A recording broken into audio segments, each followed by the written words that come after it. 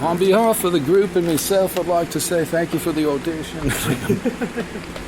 Thank you, and I hope we pass the audition. That's how it goes. So, on behalf of the group and myself, I'd like to say thank you. And I hope we pass the audition. That's good.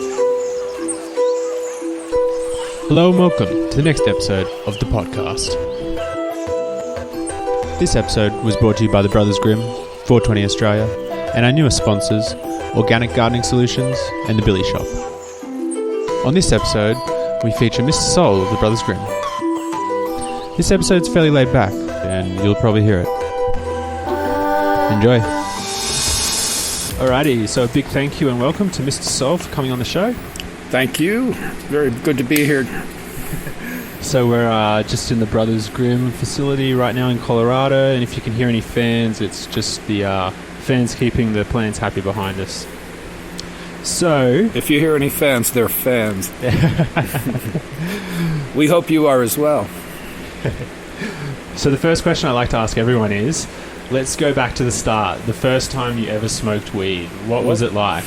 That's a good story, actually. I was at my uncle's, I should say where my uncle lived with my grandparents, and I have an uncle who, my father being the oldest in the family, has a brother who's only 5 years older than myself. And so I always admired him. He was the cool uncle that, being that bit older than myself, when I would visit my grandparents' house, he would always have interesting things in the drawers and all around in his room, and I'd always go in and explore. One day, I found what was a half ounce of Acapulco Gold in his drawer, and I picked that up, and he happened to be in the room as I did it, and I said, "Oh, wow, what is this?" I said, "Is this real marijuana?" And he's like, "Yeah, that's Acapulco Gold. It's some of the best in the world." And he said, "Have you already smoked marijuana?" I said, "My friends and I have been trying, we've been out in the woods and trying to find, if there's any wild marijuana growing, then, we tried to dry it out and smoke it, and I don't know how crazy that is, if everyone's had that, but growing up in the 70s, I guess, we didn't have access to information like you do today and realize our folly. So at that moment, I was then taken away from all of that silliness, and my uncle rolled a real joint and took me out in the backyard where he had this old van that was abandoned back there. We sat in the front seat and smoked the joint when I went into a dream, as the Beatles said, and everything, from the moment someone spoke, it was like this spell had been cast where I'm guessing I'm going to wake up later and this didn't really happen, I was just dreaming it all, and that was... I just felt an affinity to and a great liking of that experience, and sought it out, in years after. Didn't come as frequently as, someone might today, where they say, "Hey, I really like marijuana. I'm going to start smoking it all the time," and the availability is there. It was more of... over the next year or two, I'd have a few experiences where working in a nightclub as a busboy or a waiter or something, in those circles, there were people who were dealing pounds of marijuana, and, I was just 17 or 18 in high school, and I can remember them sort of implying what they were doing and saying, "Do you want some?" And they gave me a matchbox full of this great weed, and... I remember enjoying that to myself, and having a couple of joints of that, and then from there I started to, obviously meet people and have friends in school that were more into this culture, and we started having the availability of marijuana much more frequently, and it got better and better at a rapid rate. I was in high school. I was in 10th grade in 1975, and you would buy an ounce of weed for $40. It was, $10 per quarter, basically, at that time. And then all of a sudden, 5 or 10 years later, all those prices sort of tripled and went crazy.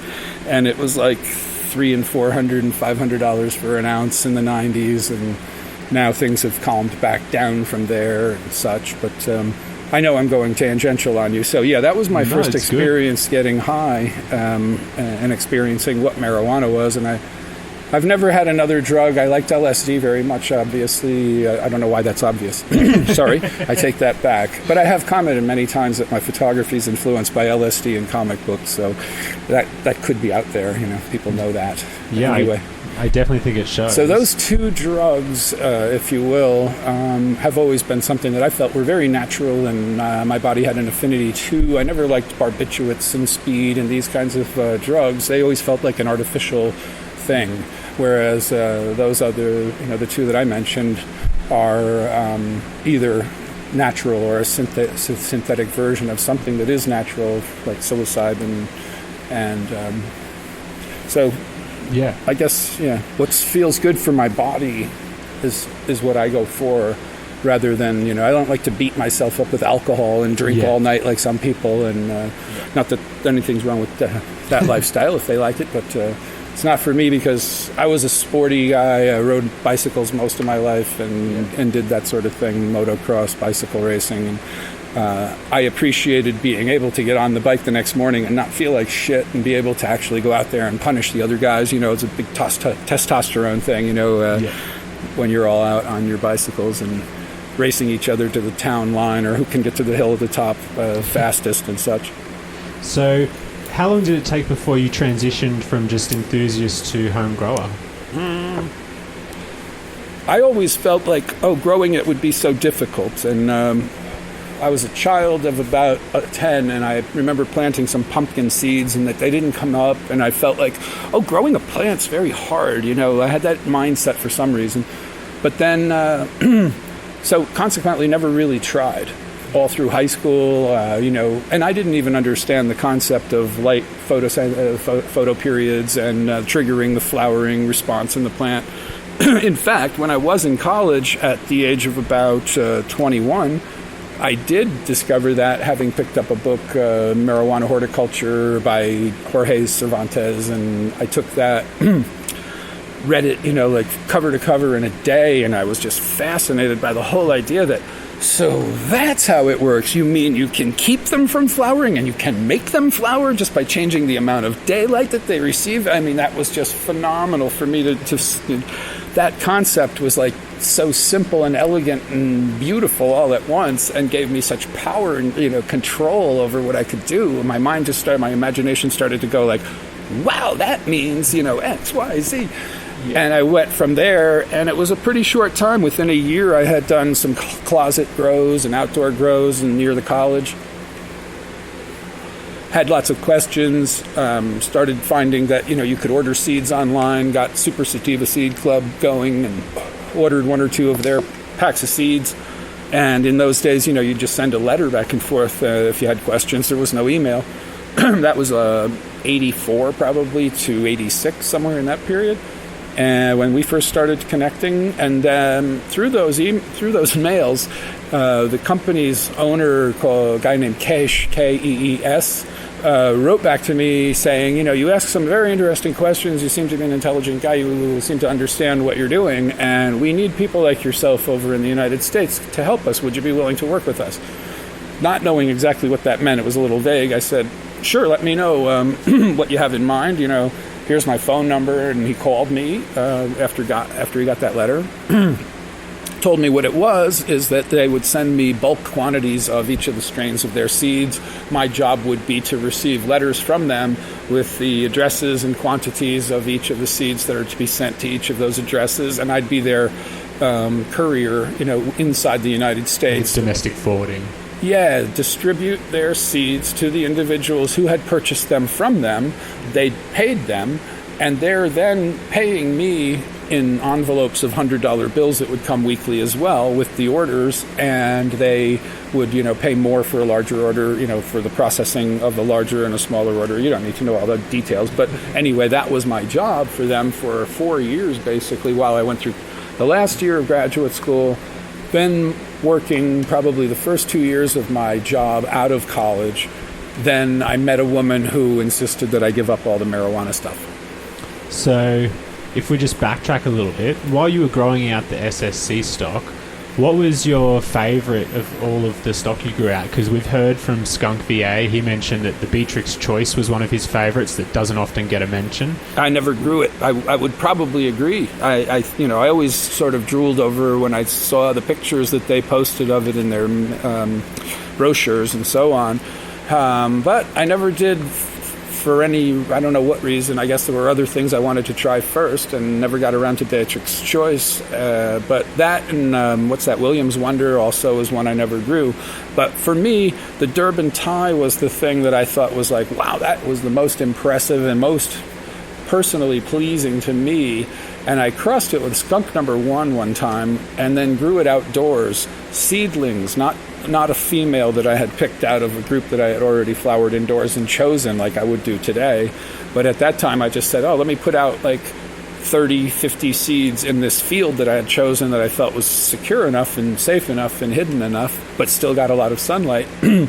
Went out there and hacked up a field and got poison ivy all over myself. Later I found out that I'd gotten that. And I happened to be going to Amsterdam for a week for a vacation right at that same time. Just made it to a doctor in time before leaving. She gave me some steroids and it cleared it up in like 3 days. But anyway, back to the story. I dug all the ground up and planted all these seeds. And they came up. I went out 2 months later, culled the males. And then 2 months later, I had all these big, beautiful, finished purplish buds and very sticky, impressive females that were ready at the end of October, relatively early for the cross. So when I reported back to Kesh that I had made that cross, he was like, that's amazing. We don't usually get that result. We really have a hard time getting them to flower fast enough to finish outdoors in a climate like Connecticut. He said, that's you should hold on to those. And I didn't have any more or whatever. And then having met the woman who I eventually married, she made me give it all up. And I had to send the seeds all back to SSSC back in Amsterdam and didn't keep a cache of them for myself other than a couple odd packs that were discovered by my wife and thrown out. So I had to start all over after our divorce. So take us to the day when you went to Sensi Smile and found those seeds. Was that during one of those Amsterdam trips you just mentioned? Nope. What it was then was I had been in Belgium, having gotten divorced from my first wife, and spent 2 years in Belgium. I worked on contracts there as a nuclear engineer for a Tractebel company. It's a civil engineering group that does all of that type of work for the country. That's a national establishment, whatever. So while I was there, I had met a Belgian girl. We started living together, and then as my contract came to an end after 2 years, she proposed that if you're going back to America because you have no work permit here and can't continue to get a job, we could be married and you'd be able to do that, either stay here or go back to America. And I said, okay.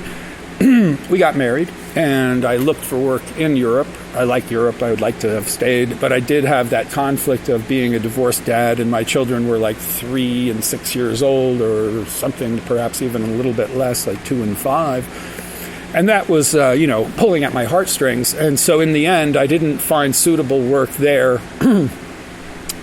I speak French now very well. At that time, it was a little bit rudimentary, so I think that probably in my interviews, they felt like as French isn't really strong enough, he might not be able to, keep up, and for whatever reason, it didn't work. So in the end, the things that always seem to have happened in my life fall in place well, and a disappointment in one place, it's always like a one door shutting while another opens. We had an opportunity to go to Boston, and we did that.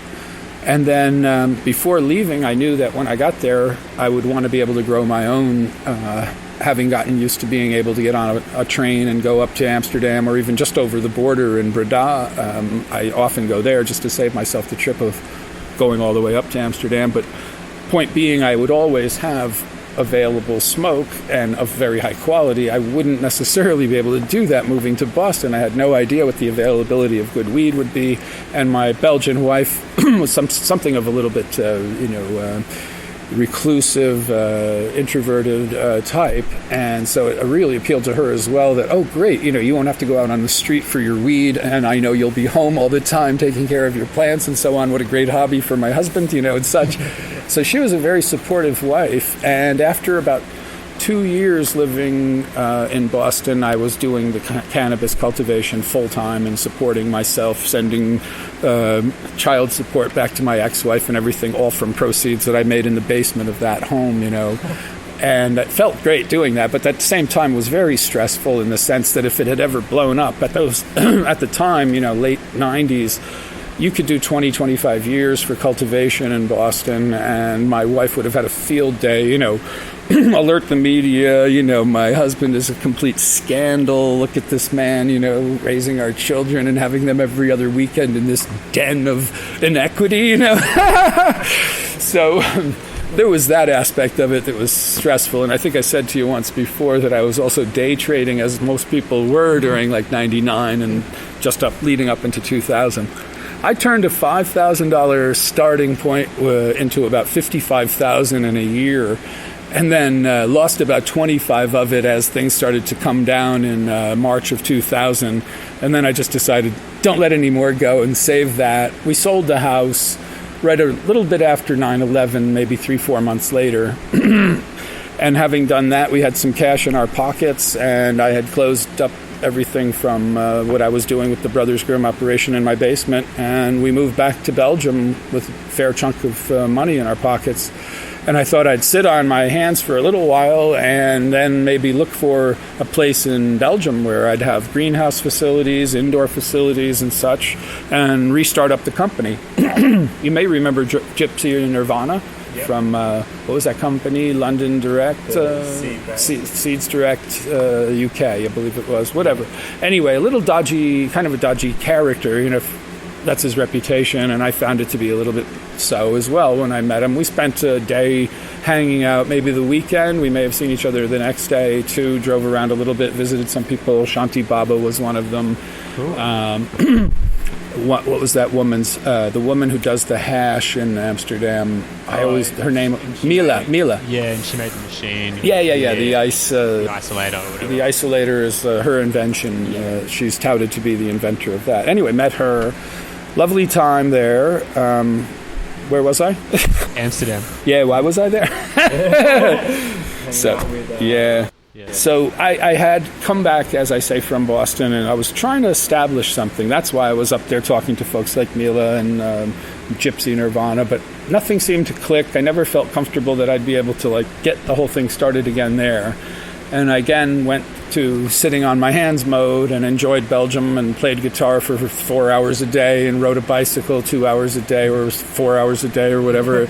Rode with the bicycle clubs on the weekends and so on, and just really had a great time. I firmed up my language skills very much so. In that time, people just assumed I spoke French and spoke French full, all the time. So it was pretty cool, great experience for me. And then I came back to the United States at a certain moment after 2 years in Belgium because of the children. I said, the kids are crying on the phone, Daddy's basically abandoned them and decided to go off and live his selfish life in Europe, satisfying his dreams, fuck us.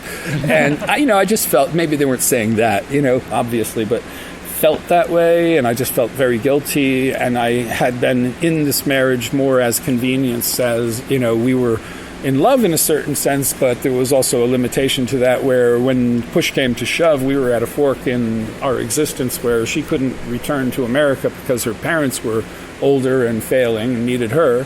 My children were young and developing and needing me, and so we had to sort of agree that I'm going back to America, you've got to stay here, we'll see what happens. We stayed married on paper for the next 7 years and then finally decided, well, let's put it on paper that we're not married anymore. We're still great friends, and we'll send each other birthday cards and hello at Christmas and email and what have you. So that ended in an amicable way. And then during about the next 7 years in America, I worked as everything from selling home improvements, kitchen remodeling, bathroom remodeling, got to be very good visiting people's homes and just doing little demos. I love to be, since I was a little kid, I've always been the show and tell guy. My wife will always say to people, too, Ricky's like the show and tell guy. He'll want to trot out his latest whatever it is, having gathered everyone in the living room, and so that was how I was as a kid. And so when I went into sales, I just really enjoyed that whole razzle-dazzle of, getting the person interested in having their kitchen done and getting them excited about closing the deal. That was the way that thing worked, was you had to be in and out of their home in 3 hours' time, and either they bought then or they never would. It was a one-call close, they called it. Got to be pretty good at that. They made me a manager and put me in charge of, the sales team. And so for about 4 or 5 years I did that, and then I was called back to engineering. A fellow called me up and said, I found your resume on monster.com, you're a nuclear engineer, blah blah blah, we are here in Boston and we really need a guy like you. All right, I'll come in and interview. Got the job, started working for Arriva. It's a French company. Finished with them after 4 years and moved to New York City, married a woman that I knew from high school, having reconnected through Facebook.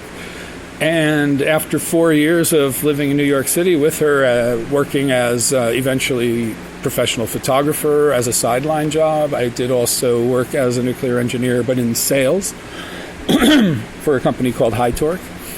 And after 4 years with them, my job was basically phased out. They were changing their strategy on how they did their sales and such, and it wasn't working for me and them anymore. But it was, again, a door closing that seemed like a disappointing moment at the time, and then a couple of months later, I'm finding myself being swept back into cannabis cultivation and seed production and reopening Brothers Grimm and being very excited at the realization that, after all of waiting these years on the sidelines and cheering along the legalization that was happening in various states, finally the 2x4 slapped me in the side of the head and said, hey, by the way, if you were to move to one of those states, you may well to restart your business and do what you really love to do as you're living. And so having started to, scratch the surface of reaching out to my old partners and friends, and of course, Sly, to this day, has never resurfaced. I don't know whatever happened to him. Our working relationship was always pristine, and we got along famously. Left everything on good terms, but he's either lost interest in this business or been killed or is in prison, or who knows, what happens to people. But anyway, the opportunity was to partner up with someone who could be that other side of Brothers Grimm, Duke Diamond.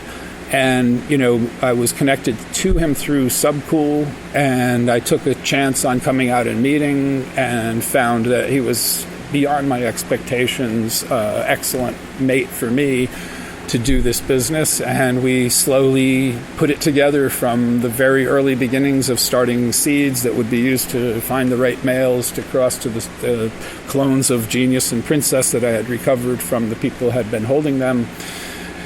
And you can imagine, wanting to have rooms full of plants and making seeds, great guns, and looking at this little 4x4 area, lit by one lamp, and that's everything. My pockets are empty. I have everything right there in this little 4x4 area, and that's got to grow and prosper and multiply and become everything that, here we are a year later. And it's a full-blown, seed growing operation with, we're in the black and operating, and with a future, and always planning to ramp things up from where we are. And it's growing at a great rate that it doesn't seem inordinately fast or slow. Yeah. Organic, just like we grow our plants. So while you were a nuclear engineer, among other things, how did you feel about having this secret the whole time? Did you feel like you were the anomaly, or did you think that maybe there's another nuclear engineer who's, a MrSoul by night? That's a great question. There's two answers to it, really. I think I, through that whole time, felt like, this is a secret, not only from employers, but I also felt in dating, that was always sort of a delicate, at that time, maybe it isn't so much today. I'm now 57 years old, so imagine when I'm 30 or 25, and Yeah, I have that education. Yeah, I'm in that profession. And when I'm out meeting women or something, dropping that, I also happen to enjoy smoking cannabis, in my free time on weekends and evenings. I'm almost a daily smoker. It could chase away potentially interesting women. And I guess I should have realized that, the right girls are going to accept me for that. And the hell with the ones who don't, But that was my mindset at the time. And then with the employer, it was also like, geez, I can't let my hair down and let them know that would be something that maybe I'm getting away with the fact that I'm working for an employer who won't randomly drug test me and I know I'm safe. There's no sense, raising, an alarm to myself or calling any attention to it. So I had to keep that quiet. So yeah, there's that. And to cap off that side of it, I think that I love this new expression I've come up with where the letters are the same number of letters and everything fits in place. Pot is the new gay. We're the ones coming out of the closet now, So I think that would make a great slogan. And so I do, that segues into the other half of your question, feel that there are so many people, who were in the closet, didn't reveal, as I didn't, that they were cannabis aficionados in the closet, And that's all coming out. And there are statistics right now that I just read the other day that the fastest growing cannabis consumption age group is something like, the baby boomers, or just I'm a little bit younger than baby boomer age. So they're saying like people 50 to 60 or something like that, 50 to 75. That's the biggest, most burgeoning group of pot smokers because they're all coming out of the closet and saying, hey, fuck it, man, I've always wanted, I've always enjoyed this. I have a lawyer who was a great friend of mine who lives in Chicago who only revealed to me like during this past year when he found out what I did and I was being open about it, I had come out. He reached out to me and said, oh my God, I've been a pot smoker since the 60s. I love really the good stuff. I can see from your pictures that you're posting and so that you're amazing. I didn't know about your whole history, that we've been friends, on and off over the years, but we lost touch for a really long time. And he's like, so you're MrSoul, it's amazing, and in the end, I send him some samples and he smokes them and he's like, I can't, and he's writing back to me, I cannot believe this, amazing. You make better marijuana than I've ever smoked in my life. The whole thing, like we are not worthy thing, So it's wonderful to have that sort of openness now. I do feel like, it's like a coming out, and it's a great feeling, especially being open about the company. And I'm proud of everything I've ever done with Brothers Grimm, and to have not done what I just recently did, reopen the company and pull this Back to the Future thing.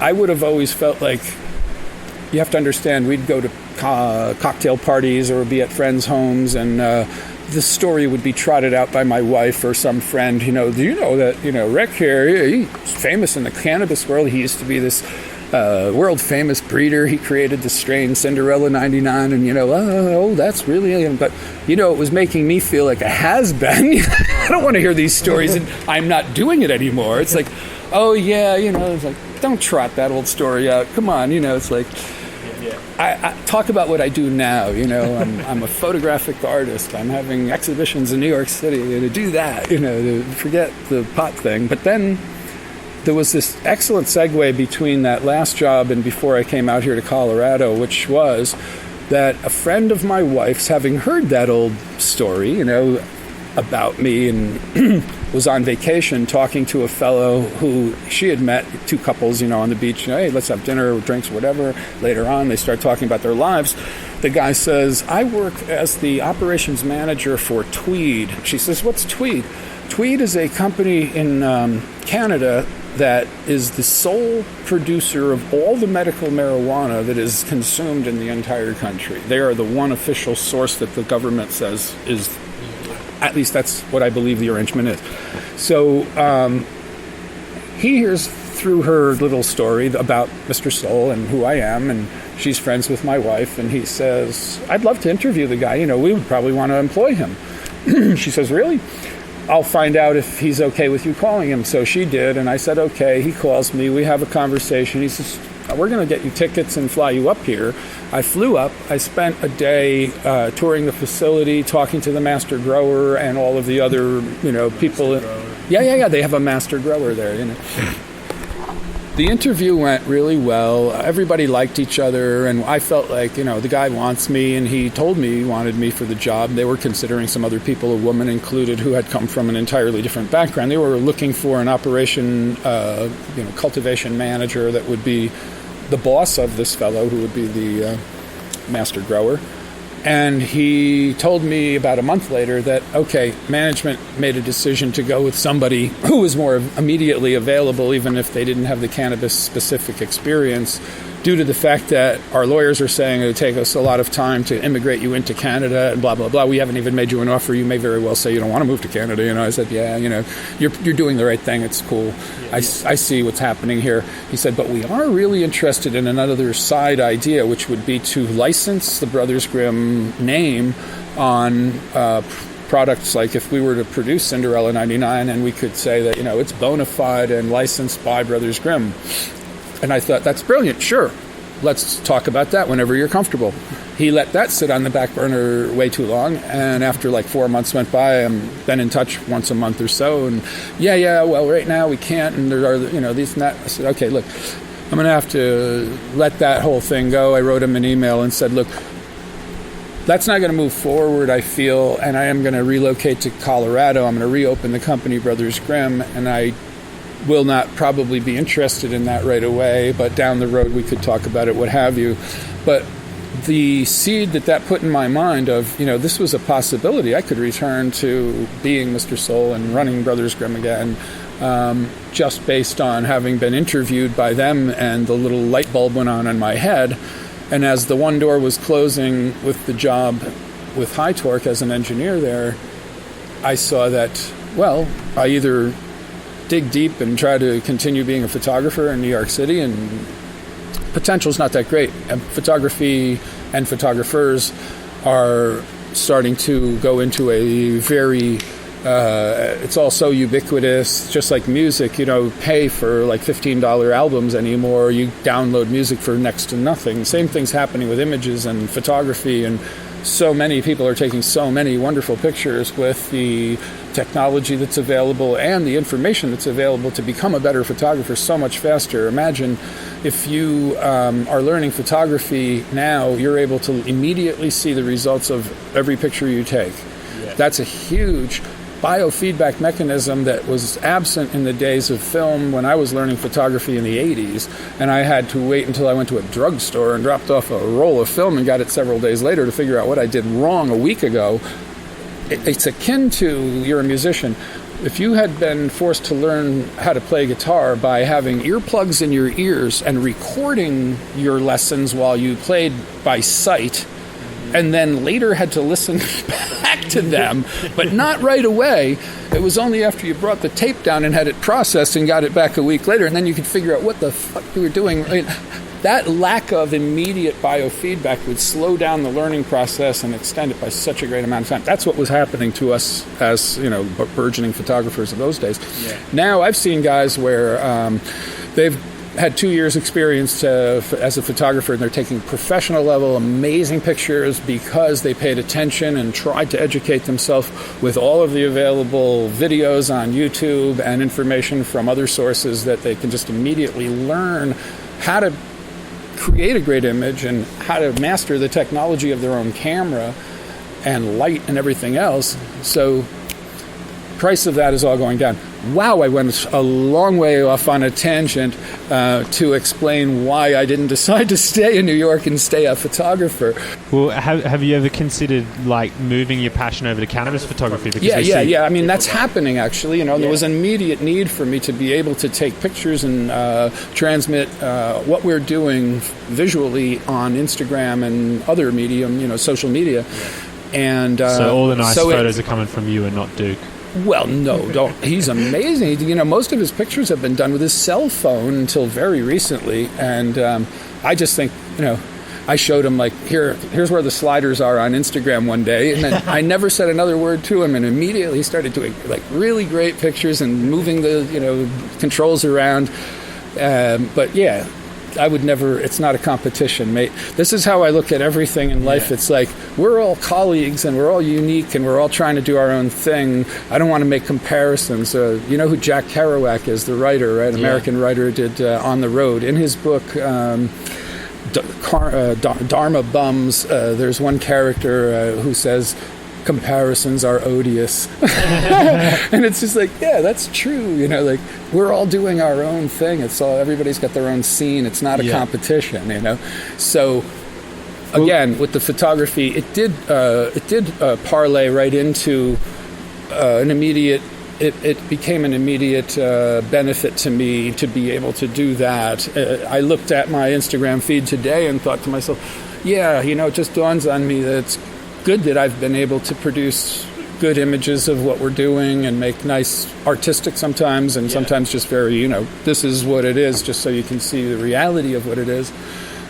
So yeah, I have been able to play around with my style of photography and adapting that to taking pictures of cannabis rather than, architecture and cityscapes, which is what I used to do. So if we tie it all back in, I guess my question would be, if you knew that things would go the way they have, would you have considered coming back sooner? Oh, totally.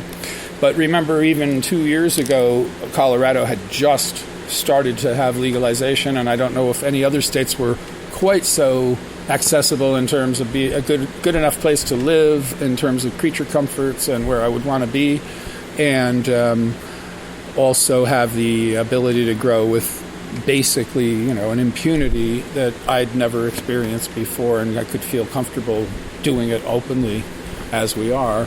So yeah, if all the conditions had been right, I would have done it earlier. I had gotten a mindset over the years that, I don't think the numbers work, and so on. But as I started to explore it, and legalization had been running for some time, then I did see that, other people are showing me how this would work as a seed company, and it could be profitable, whereas I had never really considered the seed money being enough to live on, as it wasn't back in the day when I was doing this in my basement in Boston. Most of the money I made was through a contact I had in southern Massachusetts who would take pounds of high-grade weed from me, and I was breeding for, growing good sinsemilla to send to this guy and make my rent every month and pay the bills, whereas the seed money was an occasional pop that came from Canada that was like, oh, that's nice to have that extra few $1,000s or whatever it happened to be. It might have been as much as 15 at a time or so. But I didn't think that there was a way to make a living. But as I say, it was shown to me, no, it works. So, yeah, here we are. And like I say, we're able to pay the bills every month and do what we love. So pretty happy with the way things are going. So when we think back to the initial incarnation, a lot of growers and breeders alike think of it as this golden era. You had the original Brothers Grimm, people like Tom Hill and Vic High releasing strains. Did you ever realise that you were a part of an age that would be looked back on with, this kind of reminiscent envy, or did it just feel like same old at the time?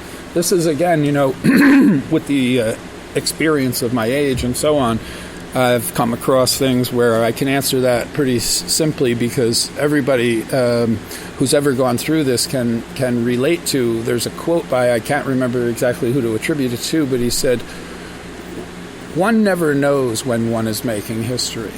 So it's like, while you're making history, you're just doing it. You're not thinking you're making history. And then you look back and you realize, I made history. Yeah. So there's your answer. I guess it's universal. It's not unique to me, but it fits. I feel that that's a good response for myself, as well as being a sort of universal response.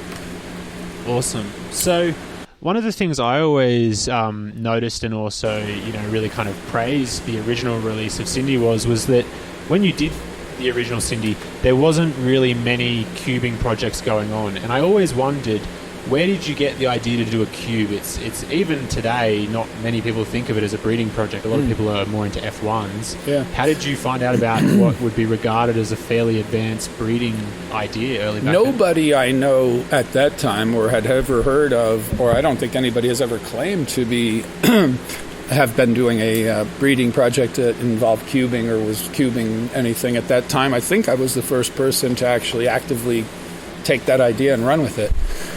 I just felt that I read an article once in a High Times magazine that alluded to that process. And it seemed like nobody ever talked about it or no one ever really noticed it, but it piqued my interest and I said, it may sound simplistic, but each time a male and female mate, the children get 50% of the mother and father. And humans and mammals and people that live on a timeline that's continuous, whereas cannabis can be brought back in time and forward in time, if you will, by taking a clone from a female plant that's being kept in a vegetative state. It's as though time is being made to stand still there. And then you can take cuttings from that female and do any kind of breeding and growing with them that you like. And then the offspring of, say, a male of that generation being bred back to the original female, if you think about it, it's already got 50% of his mother's genes. So if we take a boy from the first generation, he's already half P princess, let's say, from the cubing process I did to make Cinderella 99. And she's contributing, again, half of her P to the mix that becomes the children of that cross. So having half of her already, he can contribute only 25%. So there he's contributed 25%. She always contributes 50%. So each time you're getting 25% plus the 50%. That next generation is going to have 75%. So then half of 75% is like 37.5. So you get you get a P88 generation. And then if you do the P88 generation, you're adding 44 and 50. So now you're at 94% P, if you will. Sounds simplistic. There's probably some flaws to the whole process, right? However, if you're careful about the male selection each time, it's almost like you're doing a little bit of guidance, like F2 to F3 to F4 and such. When you're guiding those generations, you're also choosing which plants to mate in each generation. So I had in each generation of P88, P94 and such, the males that would resemble princess was my simplistic way of looking at, okay, the more it resembles the female, the more this one is carrying that trait. And each time it did seem to make improvements and bring the plant more toward the princess. However, I did want to choose for more larger branches, bigger colas, sweeter flavors, a more pleasing high rather than the devastating knock you down kind of high from the original princess. You've been smoking a little bit of it lately. Yeah, probably. I can attest to that. So when you started the cubing process, we know now that you used the Shiva skunk as the original male. Why did you choose that? And were you considering any others? No, I had two choices in my mind. I could choose a very similar plant and use a brother, and then more likelihood that some family genes are already in the male side and you wouldn't have to back cross as far. But then it would leave me a little more confused as to how to choose where I'm getting away from the male side, the original male side, and getting more and more toward just the princess qualities. So I felt the other option was to go with something that was so obviously different that every generation I'd be able to sort of cull away the skunky side of it and go more toward the princess phenotypes and see that the females in each generation were also producing better and better quality with the sweeter flavors, the larger colas, the larger branches, and more structure than princess had. So princess turns out to be a more valuable plant as a breeding female than she would be in terms of just growing that for people, consumers, to want to buy that bud. Yeah. So some people would argue that Genius is almost as valuable as a plant as Princess in terms of the strains that they've gone on to create. Totally. Have you ever considered doing a similar cubing project with Genius? I didn't have time. I ran out of time back in the day, and now I can do, so I might. There's your answer. I mean, it's likely, you know. I think that having done the Green Avenger, we really got sort of a plant that was so much beefier and more compact and easier to grow, and you still had the flavor and the mind, the psychoactivity of Genius. So right there with Green Avenger, we sort of hit on a nice, what would be a seed form of Genius, but with many improvements. Okay. But if you were to try to go and get somebody the Genius in seed form thing, I kind of question the value of it. You know, I don't know. I want it. I think we've improved it, yeah? Yeah. So, but again, valuable as a breeding female. Yeah. So have you got any rough ideas as to what might have been the male which pollinated the Jack Herer, which to end up creating the Princess, Genius, and Cafe Girl seeds? I would like to say, from everything that I've seen now in the past year or so, of observing more plants of different varieties that are available for me to observe than I ever had before, I've now got a much better handle on where before I said, look, it's whatever, I don't know. Like, really, I wouldn't like to even throw out a guess because it's just meaningless to guess, isn't it? You know, so today, having seen the structure of Jack Herer, having seen the structure of a Durban, a pure Durban, and knowing that Super Sativa Seed Club and Sensi, you know, they all worked with some Durban, and it's likely they may have had some Durban pollen floating around, and just a few, you know, that, like I say, that bud that I broke open in Sensi Smile, which I have to return to that story, by the way, was mostly bud. I mean, it really didn't have more than 6 seeds in it, and I mean, it was a reasonable sized bag that you get from an Amsterdam coffee shop. And the reason I was there, just to finish that story, was before leaving and knowing that I would want to grow weed in America when we got to Boston, we went to Amsterdam specifically to go buy a bunch of seeds. And I went in the Sensi shop right nearby the Hash Museum on that little canal there. And I bought a few packs of seeds, one of them being the Shiva skunk, yeah, and a couple others. And lo and behold, after having bought the seeds, you know, we want to get a cup of coffee and go smoke a joint or something. That's how I ended up in the Sensi Smile, just to recap that little missing tidbit. Did you ever, after having popped the seeds, get the urge to go back to Sensi Smile and try to... No, that was just such a chance thing that, you know, you find $100 bill, you know, in a parking lot. You don't go back there every day walking the parking lot looking for dollar bills. You know. But it was just an off thing that, hey, great. But I did, coincidentally, I don't think I've ever told anybody this story, but when I came back a few days after having gone on that little sojourn and bought the seeds, I thought, well, the ones that came out of that bud, just for the hell of it, I'll try to germinate a couple and grow and see what they look like before we leave. We had another week or so, or a month before we were going to leave. We had a balcony and a little, you know, space there. I could set a pot out, and 2 or 3 of those seeds popped up and grew, and I ended up having to cull them just before leaving, and just like, you know, yeah, they seemed to be healthy and they grew well. Who knows what they could have been, you know? Why did you tell me this? I don't know. Just to break everyone's heart. Well, every good story has to have that low moment, you know, for us to crawl out of and become champions at the end.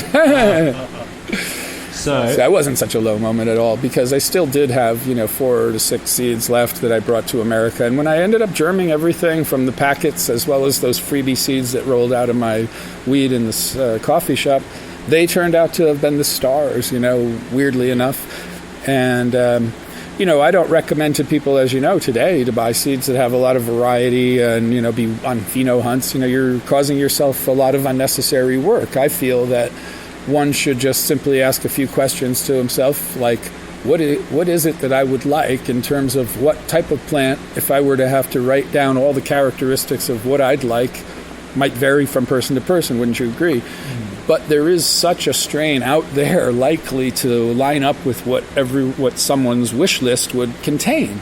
And wouldn't it be logical to just buy a pack of those seeds and grow them and get to the finish line? Do you really want to buy, something that is a polyhybrid with another polyhybrid saying, oh boy, those are both great things? Well, chicken cordon bleu and asparagus is a lovely meal, but I don't want to mix it with a hot fudge sundae at the same time. They're both lovely things, but putting them together doesn't necessarily make a great thing. And many people who are neophytes to this craft or this passion or want to grow marijuana, I think they get caught up in the lore, as many beginners in any field do. There's an old saying, a beginner never underdoes anything. That usually you'll find that their errors come from overdoing something, over-watering, over-fertilizing, over-loving, over-handling, until they get to where they learn to let things be, and not disturb them too much and know that less is more sometimes. So I just feel that sometimes people get caught up in the names like, superstar fucker and porn star. Imagine, it's like a fucking porn movie. The guy with the 12-inch dick is going to fuck the woman with the huge ass or whatever. I don't know. That what they think is going to come out of these crosses. But having not at least ask yourself, what would I really like to have as an ideal plant? And does it already exist? And can I buy a pack of seeds where I'll reliably get a dozen of them instead of maybe I'll get that special one out of this? I don't know, you boys. I may be from a different generation or something. Some of the younger folks seem to enjoy that and take some pride in, I'm on a pheno hunt of some sort, like they're on a safari in Africa, slashing away with a machete somewhere, riding home once a month, I don't know. Yeah, no, it's interesting. Everyone I've ever spoken to has always said that they don't like pheno hunting per se. Like, it's just kind of viewed as a necessity. So, is there any plans for any feminized projects from Brothers Grimm? We're working on it because there's such a demand. I've always been against it, but again, I come back into this craft years later with many advancements in the technology as well as an understanding of soil that was unprecedented at my time, in the 90s. And I think that knowing how to properly make feminized seeds and not doing it willy-nilly, if we can prove to ourselves it's a reliable method that we can master, that I don't produce hermaphrodites. That's something I've never, grown anything that's a hermaphrodite, produced any seeds that produce hermaphrodites. I'm really proud of that. And my fear has always been if we tried to make feminized seeds, we may be making some percentage of hermaphrodites. And I want to avoid that at all costs. So if I get the chance, if I should prove to myself and over this next period of time that we're working on that project, I am convinced that, yes, we can reliably produce feminized seeds and people will not have hermaphrodites. They'll have great feminized seed or feminine plants. By all means, I'd love to do that. Yeah. So we're working on it. Would you ever consider trying to hit a Jack Herer with a Durban and try to recreate the original seeds you got in a certain regard? I don't think so. That cross isn't possible with what we have in-house at the moment. We'd have to make a feminized version of it. That, a feminized but version. Yeah, by all means, feminizing it with that in that direction. We have so many combinations that you could sit back and Monday morning quarterback about how wouldn't that be cool if you did. There's so many combinations. You have to prioritize and select the ones that, all right, these are what we're doing as a company and moving forward, and this is just,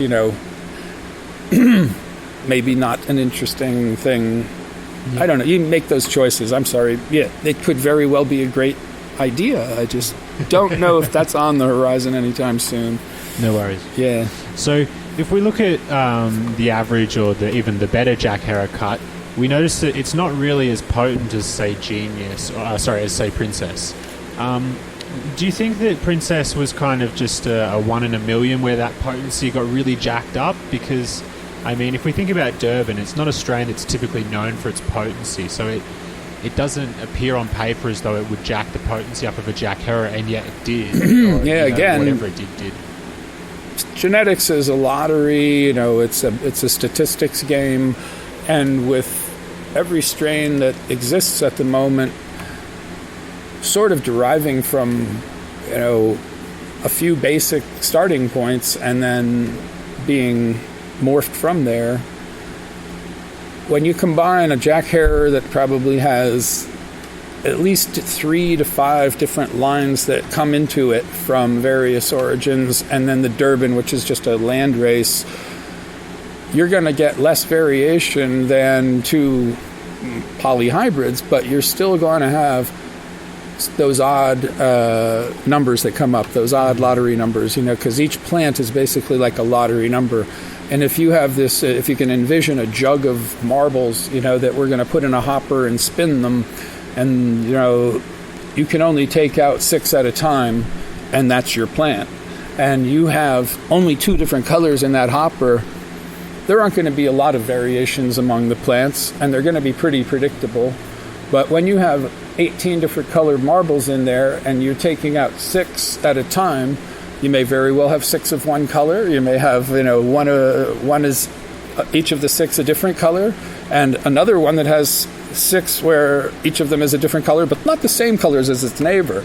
So there's so many ways those lottery numbers can come out. Princess is just one that the right combination to get those qualities existed, and the next door neighbor in the same bud, the Genius seed, grew into Genius, which doesn't look a lot like, in many regards, Princess, except in certain ways that you can see a family resemblance, maybe more in flowering than in veg. Yeah. So it's that lottery number business of the lack of predictability when you have a lot of genes in play like that. Yep. You just can't say, well, hey, who would have thought crossing Durban to the Jack Herer would have boosted potency? No, I bet if you looked at the averages, it didn't, but you have those the outliers, and she's an outlier, basically. Yep. How's that? So the Brothers Grimm are now looking at working with various members of the Chemdog family, the Cuttings. Mm-hmm. What is it about the Chemdogs that are appealing to you, and what type of projects would you envision with them? I think because they are almost so opposite from the types of strains that I've always concentrated on and been known for, the more cerebral, fruitier flavored, those up highs and the terps and so on that are more akin to what people are smoking in dabs today, I guess. The Chemdog line, especially 91, appeals to me in that it's a counterpoint to the types of weed that I normally smoke, and it's such a nice, refreshing change. And, it's almost unbeknownst to me that my attitude, my energy level, and so on is what it is when I'm smoking my usual types of strains. And I could actually use a little bit of chill pill sometimes. And the 91 Chemdog will give me that, deep, earthy, connect back to earth kind of thing instead of being out in space. And it makes me feel a body high that's relaxing and can put me in a state of relaxation, and also has that old world, like back in high school, people would sell brown Colombian weed, and the taste had that earthiness to it. And that Chemdog has that earthy flavor, so there's a nostalgia to the flavor. There's a counterpoint, counter reaction that sort of is a good mate to the highs that I get from the more sativa-leaning cerebral pot that I smoke most of the time. And so do you have any projects you'd be willing to share that you might even just vaguely envision doing with it? Yeah, we're trying to think about ways where that heavier indica leaning, you just can't get much more indica than these, hash plants and 91 Chemdogs and those types of things that Tommy brings to the table. Duke Diamond, and he and I always think about wow, what if we did this. And, recently we went the other way, where not the indica side, but we used the hazy Cinderella 99 haze, super silver haze, to get Princess and Apollo, make that Apollo haze and the Princess haze from Genius and Princess. So the next logical step is to sort of take a heavy indica side thing and go the other way, and take Princess and Genius and see what would happen. I'd be excited to see, and we have seeds produced already from some of those heavy indica side. Of course, we have had to not take the female and reverse it to get pollen. We don't do that, or haven't done yet. So if we were to try to incorporate ChemDog into, say, Cinderella 99, we'd do something like cross the ChemDog to another suitable male, have a male from that generation work back to the Cinderella 99, and then see how those heavy indica influences can combine with the Cinderella 99. There are people, I'll just give you a little heads up to, we didn't do it ourselves, but out on the West Coast, there are some folks who grew out Cinderella 99 crossed to some very heavy, like OG Kush type, and they said Cinderella 99 was so dominant that you would have thought that indica would be showing its stuff in that next generation, but they were mostly Cinderella 99 dominant. So that's interesting, and I'd like to see how that plays out for us as well. So, kind of just on the topic of feminized seeds, would you ever consider crossing Princess to Genius, seeing as a lot of people, including myself, consider these two to be kind of, the Brothers Grimm holy grails? But as I mentioned to Tommy the other day, he said, I don't think it would be too different to Apollo. What do you think? Yeah. We kind of did tie them together in a nice way. Apollo 11 in particular was the goal all along, to do that sort of a combination, never having thought about or wanting to, engage in this reversing the plants. Apollo 11 has that princess structure with the more vertically angled branches and denser structure. At the same time, looks a lot like Genius and Veg. At the time when the buds are fully formed, they have a lot of the shape of the princess, and at the same time are much frostier, have a lot of resin, whiter looking than either Genius or Princess. So I felt like it really brought the two together, and the flavors and the high and everything are, it is kind of like best of both worlds there. Yeah, well, I guess the reason why I bring that up is because, as you were just mentioning with the Cinderella dominating that OG cross your friends had made, it does feel somewhat the same with the Apollo, and I guess we attribute that to the true breeding nature of Cindy is going to tend to be more dominant. Yeah, just like when we were using the example of the Landrace cross to a polyhybrid, she kind of comes from that. So do you think if C99 is stabilized enough that it's making predictable contributions each time?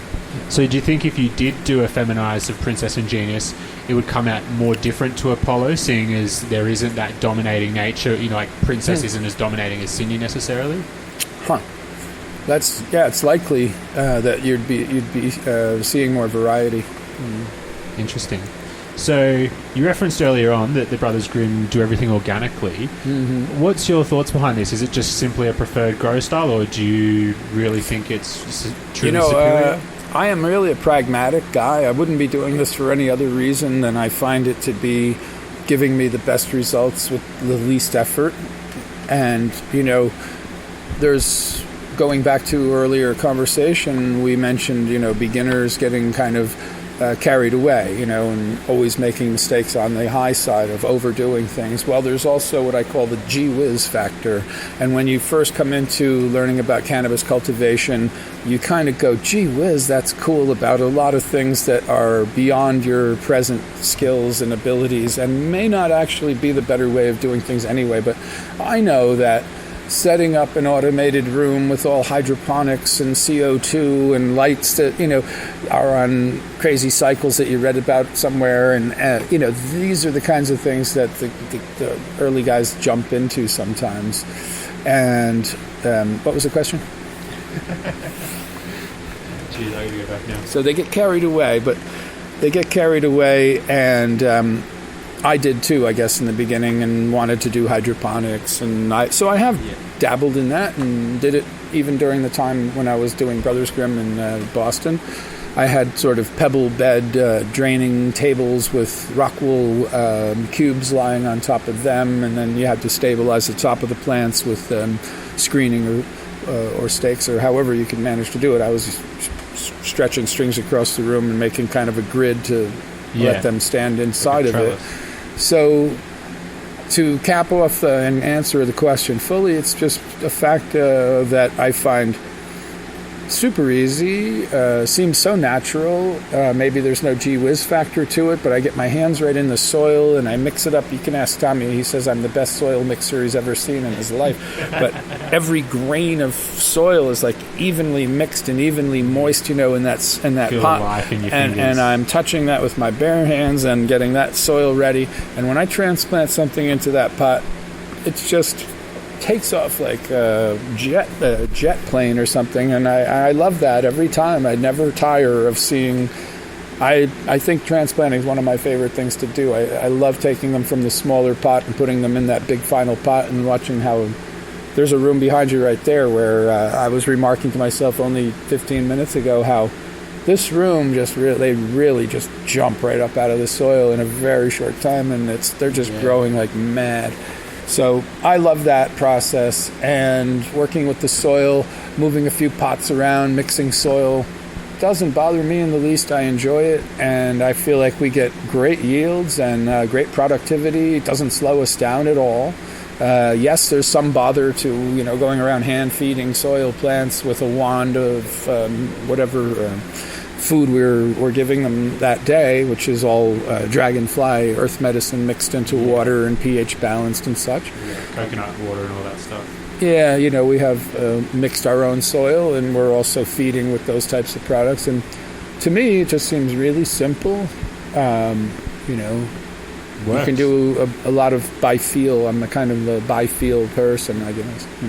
So, touching back on something you mentioned at the very start of the interview, you said you had the Acapulco Gold. And recently some tests were done on some samples they found, and they found that it still was fairly high in THC. Do you think I could attest to that. Yeah, so do you think that modern cannabis has improved the levels of THC, or more so just refined characteristics about the high? Because I think a lot of people, and I used to be guilty of this, think that all the Acapulco Gold, for example, was maybe not very good, and it's through hybridizing cannabis that we've got it to the THC point it is now. Do you feel that that's maybe not necessarily the truth?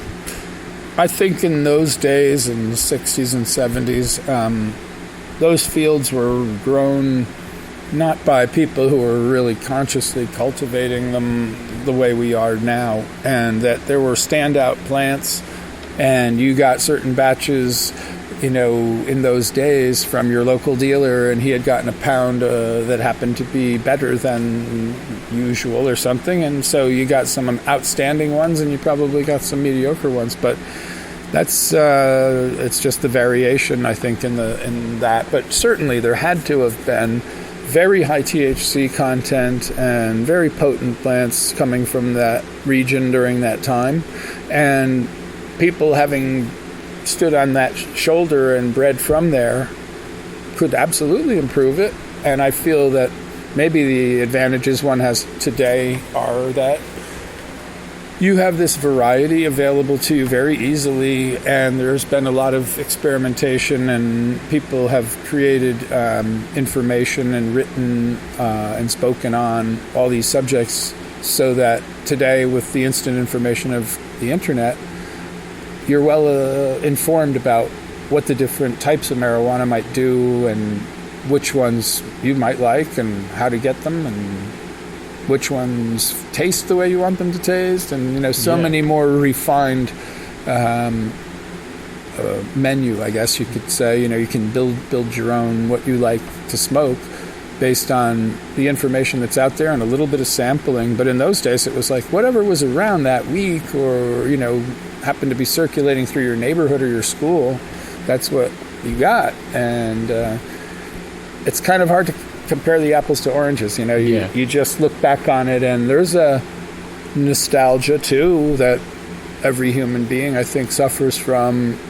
You today have a lot of resistance to, you know, you're building up resistance. People have high tolerances to marijuana that we didn't have in those days. That it was a lot of times, periods of time would pass that there was nothing around, and then when you did finally get some, wow, you know, it'd knock you on your ass, and you'd be talking about how great that weed was, and is it really psychological or was it really pharmaceutical, you know, in origin, you know, the feelings and sensations that you had. I remember having not smoked marijuana after marrying that woman who I told you made me give it all up, and I had gotten a project as an engineer working on a project in Scotland, and it was 1991, and as part of my job I was required to just make a quick trip out of the UK and fly back in with my paperwork in order, because when they first called me in, it was an emergency and I had to get there, and they put me in as a tourist, you know. So I took the opportunity to go to Amsterdam, you know, and turn around at Schiphol and go back to wherever, Edinburgh. And while there, of course, I went in a coffee shop, and the first thing I ordered was skunk number 1, because at that time, 1991, that was something that was like Popular. Highly touted strain that everyone should try, and I had been growing it at home, and, you know, going in a coffee shop in Amsterdam and actually trying it there was something I really wanted to do. But my point is that having not smoked for so long and my tolerance being so low, and having been living this really straight life with my wife, and you know, was like a huge freak out that almost was akin to that first time I got high with my uncle in his backyard and came back in the house and felt like I was in a dream, you know. And then my grandmother came home and made us soup, and we were sitting at the table, and I couldn't stop giggling, and my uncle is like kicking me under the table, stop giggling, your grandmother's going to think something's wrong, you know. And so when I went into that coffee shop after having not gotten high for so long, I remember that skunk number 1 just made me feel like, oh my God, I'm seeing all these incredible visual things around here. Like if I had a camera right now, that would be such a cool shot. You know, the floor and the way it goes into the jukebox over there that way, and so on. So, I mean, there is some subjectivity and some you have to pay attention to. 2 things. The subjectivity of the set and setting of the people who are smoking the marijuana and judging how great it is, where are they coming from before they get there, you know, and then in that same vein, what was their tolerance? You know, what are they used to smoking all the time? That can totally change a review, you know, I would do. Yeah. I mean, if I hadn't smoked marijuana for a month, been out hiking in the mountains, drinking from streams, and, you know, living off the land and having this pure life or whatever, and came back to, you know, here, and everybody say, welcome back, you know, hey, let's all smoke something. That first joint would be Strap yourself in. Yeah, man. Stuff that I didn't think was that strong before would probably knock me on my ass. So take those things into consideration. And also, you know, kind of reminds me that cannabis cup competitions and such are oftentimes very subjective. And I don't put a lot of stock in, okay, that strain won this time. Who knows? There may have been 3 or 4 other ones that I would have preferred better, you know.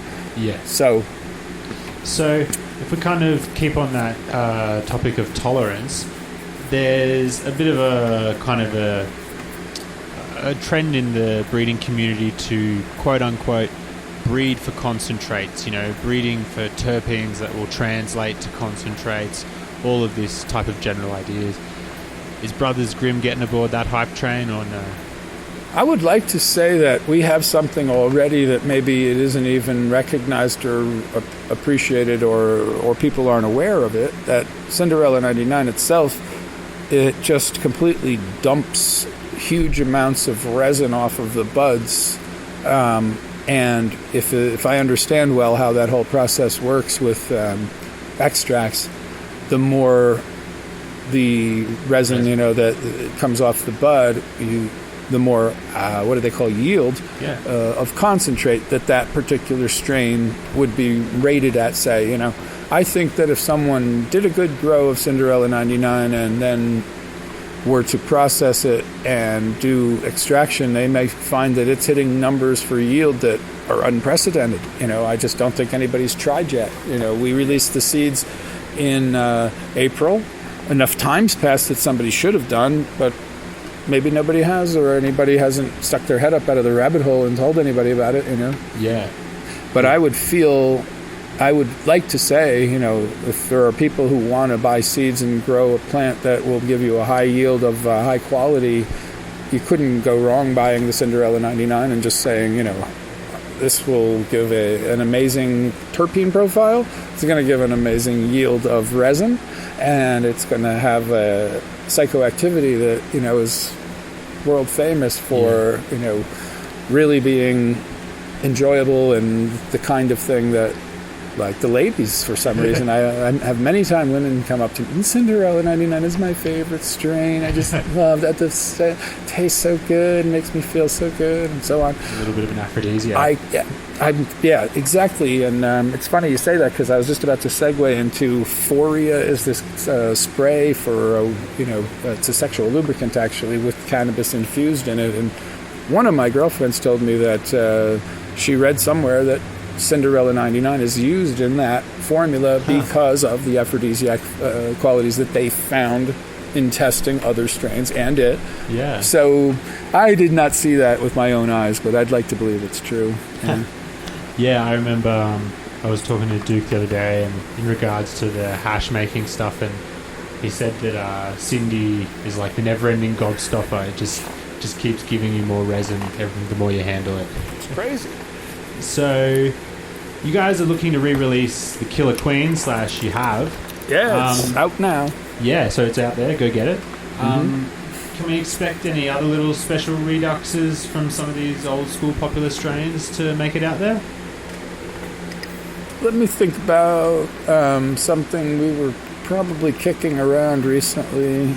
Let's see. There was something that crossed my mind. I forget what it was. Like a Sugar Blossoms or something where, using White Widow, C99 White Widow type of a thing would probably be the recreation of what we called Sugar Blossoms back then. We also have talked a little bit about, there was a plant we called Green Giant back in the day, and we're sort of working toward a similar thing. We probably won't call it Green Giant, but it's an improvement on that idea that now, having stood on the shoulders of previous work, I can see that we can do even better, and we'll do some, big yielding outdoor strain that, can still mature in time for the Northeasterners here in the United States and such. Where in Australia do you have sort of a dividing line of where people can start to be getting too far south where it's too cold in the winters or something, or does not happen in Australia at all? I know people in New Zealand, and they still are able to do outdoor crops, so I don't think there is a too far south, so to speak. Around, there's, I struggle, I kind of cringe to say it, but there's an area in Australia called the Emerald Triangle, akin to the one here. Mm-hmm. And that's kind of what I consider to be the sweet spot of Australia to be growing it outdoors. And they get like 3-4 crops in an outdoor season because it goes for quite a long time. I guess. So is the daylight sort of not varying so much from 12-12? Yeah, very close. So I think we get about 14 hours max, 11 and a half minimum. So yeah, we get basically, from speaking to my friend who does a lot of outdoors, he says so their first outdoor crops are just starting to flower right now, and they'll be harvested a little bit after Christmas. And he said those crops don't turn out the best because it's still really hot. It's summer, it's like 100 degrees. But he said resin production is destroyed real by the larky, heat. No density. And then he said, but the last two you get in, which are as you're just getting towards July, they're really frosty, nice colours because you're getting towards winter. And I look forward to those outdoor Our roads. autumn is also similar. So obviously you have a bit of an intertwined past with the SSSC, being the US distributor. When you decided to do the Durban Thai Cindy 99, did they kind of give you, a nod of approval as a thank you for the help earlier, or were you not really in contact with them at that point? Lost contact for some time. At that point, I hadn't spoken to them for something like 8 years, and they were upset with me for giving up working for them, and it was sort of abrupt because of having met that woman and getting married and so on. I was a young man and easily swayed by, the female influence. Yeah, there was some urgency, I don't know, sort of primal pressure to breed or something at that moment, myself. So I took 5 years and made a couple of kids and came back to making plants again now. Now you've made thousands. Yeah. So when you did that, were they were still releasing the original Durban Thai high flyer, or did you have to track down a packet of it? Or Oh no, yeah, that was actually a friend out in the Pacific Northwest who I traded a cutting of Princess to, who gave me the Durban Thai, and he was meant to keep that under wraps and not spread it around, and I believe he has done. I think it may have circulated to another fellow, but so from that friend who I traded the Princess clone to, and he gave me Durban Thai as seed. And I grew out those seeds, and having done many years before, I knew what to look for and found a really nice early maturing little group there, and got a male that was similar to that, and bred that to I used the female and used the male C99 on that. That's right. So that's how I got the Durban Thai C99. I found a nice early maturing female and went with the C99 male. So do you have any beliefs on the effects of using males and females and the differences in the cross? So what I mean by that is, from memory, I'm quoting this, DJ Short said that he always found you wanted to have the most sativa of the two parents being the female. I think he said he got the best results from that. Have you found something like that where, maybe you prefer to use Cindy as a male more than a female, or, anything along those lines? Well, here's the thing. That's funny you asked that question, and after all this time, it was that question that I asked to Super Sativa Seed Club that piqued their interest in me and made them think, look, this guy actually is thinking and has a good understanding of what's going on with breeding and so on. Because I asked them the question, when you make a cross like, Afghani skunk Afghani, does it matter the offspring, whether the male was the Afghani or the female was the Afghani, or vice versa, the male skunk or the female skunk? And so he said, because of that question, I really want to talk to you. Can I get your phone number and stuff? And in my experience, he never did answer, to my satisfaction in anything. But in my experience now, after all these years, I've found that what you want to do is that the offspring are presumably female that you're interested in. If we can just assume that, let's say you want to grow seeds that will give you a great female. In general, you want the mother to be the type that's most like the offspring you're looking for, and the male will be less of an influence because of the following reason. Daughters are going to look more like their mothers in general, and their feminine qualities will come from the mother more likely. And the male contributes a X chromosome, and the female contributes an X chromosome. So each of them is contributing something to make up that female daughter. And when a son is created, it has the Y chromosome from the male, and therefore, has his influence. And being his sons, you tend to see sons looking like their dads and such in human beings and mammals and so on. And also, when you are trying to breed a female, you're looking for the female traits to show you what the daughters will have. And it's obvious, right? I mean, because the mother's a female, the daughter's a female.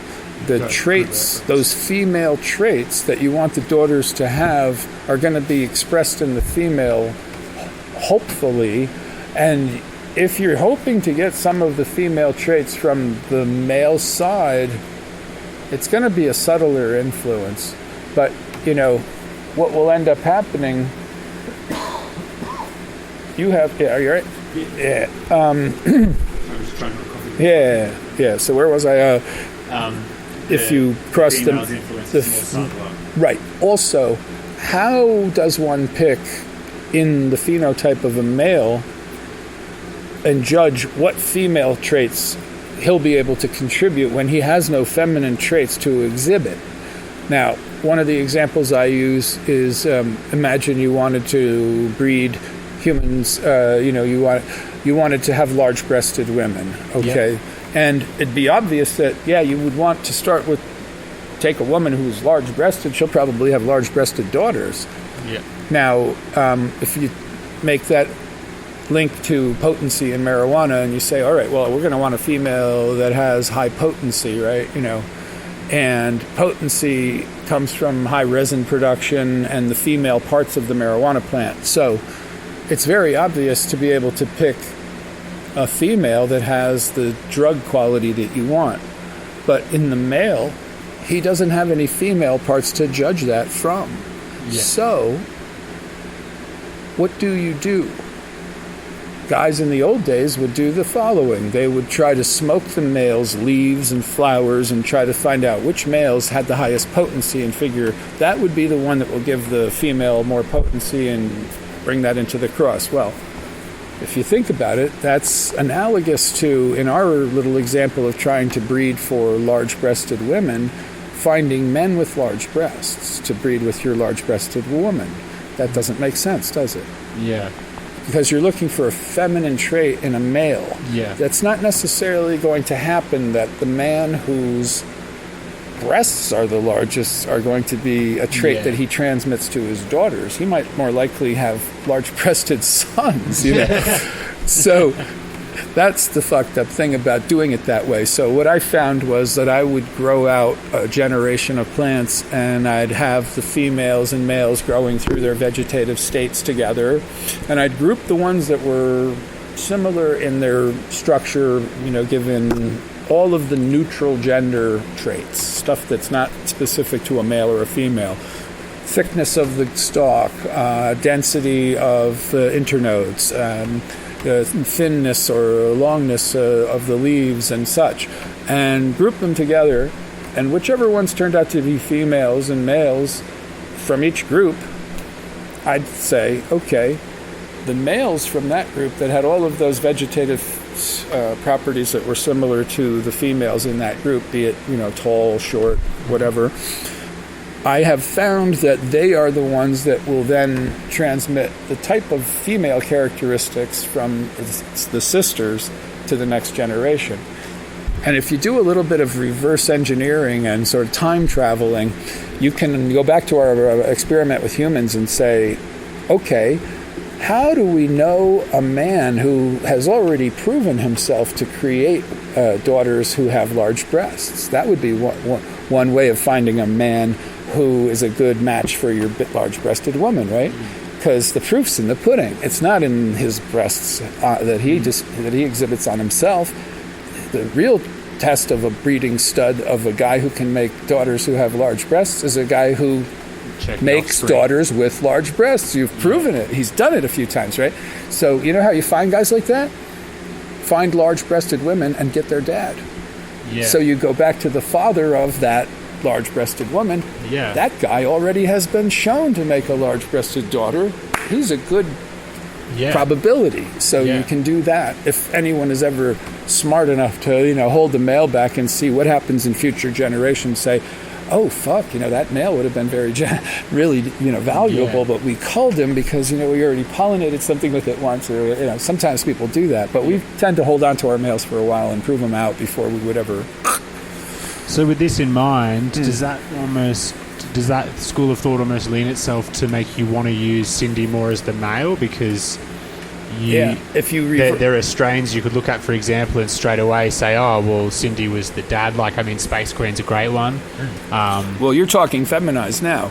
And when you feminize and reverse a female clone, it's almost a certainty that this will now was Space be Queen pollen feminized? Pardon? Was Space Queen feminized? No, I'm not talking about okay, I'm just saying in general. Yeah. Not using Space Queen as the example, Yeah. but if you take a female clone, and colloidal silver spray the thing to reverse it and make pollen, the characteristics that are going to be carried in that pollen is much, much more likely to carry all of the feminine characteristics of the plant that it came from than a male who came from that generation and may have an entirely different lottery ticket, as we were using that analogy earlier, and wouldn't give so reliably all of the characteristics that female clone would have done in its pollen. That would be my assumption going into this, and that's what scientifically makes sense to me. But again, proof's in the pudding. In the next year or so, as we go through the process of learning how that works for us, I will like to think that will ring true eventually, but that's my gut feeling. Yeah. So do you have any plans or want to do any kind of CBD project of your own? It's so ubiquitous at the moment that people ask for the CBD and ask if we're doing anything. And I mean, I've always just felt, I'm an old school guy. I'm a stick in the mud or whatever. I'm in this for the THC. I'm all about, smoking marijuana for the pleasurable recreational value of it. I know that it helps people, on the medical side, and my partner, Duke's much more into that side of it. And good, there should be one part of this company that wants to devote, energy to that. And I will certainly go along with anything we come up with that he wants to do. But it's not a big concern for me or a priority for me for some reason. I don't know. I guess I need more experience with it. I did have one nice experience where I had come from New York to Colorado and had a dodgy knee for a while, and it had been sort of like a tendonitis that wasn't just from recently. I mean, I'd been suffering for it a while, and somebody gave me some CBD pills. I think they were 30 milligrams of CBD oil, and took one or two of them, went away, never came back. I've never, still to this day, had that tendonitis ever come back. So I feel like the stuff is pretty miraculous in the way that it can work, and I'd love to have people also experience, really good result like that, like I did. Yeah. And so I'd love to get my hands on some more. There's one fellow who I did get that from that I'd kind of like to see again, and I'll put the word out to him soon that come see me with more of those CBD pills, man. My wife is asking about them now. Yeah, for sure. So do you feel that the true well, when I say true, it's obviously subjective, but do you feel that, the largest amount of conditions are treated by not simply CBD, but a mixture of maybe THC and CBD? I've always maintained that it's the cannabinoid profile itself and the ratios of the different cannabinoids that go into any one plant that give it all of its myriad qualities of different high flavors and so on. And the high you're getting is influenced by that, almost like a chord being played on an instrument, that it's, first, third, fifth, maybe it's got a minor seventh thrown into it, and these kinds of things, and they're all subtle things. It's always amazed me in music how with 12 notes, that everything can just be created, that is created from that. And it's the same thing with the marijuana, Yeah. So if you could give some advice to some of the breeders starting out, what would be some of the things you'd try to emphasize as, the more important things to be keeping in mind? I'd say, there's a tendency to want to try a lot of different things and bring a lot of elements.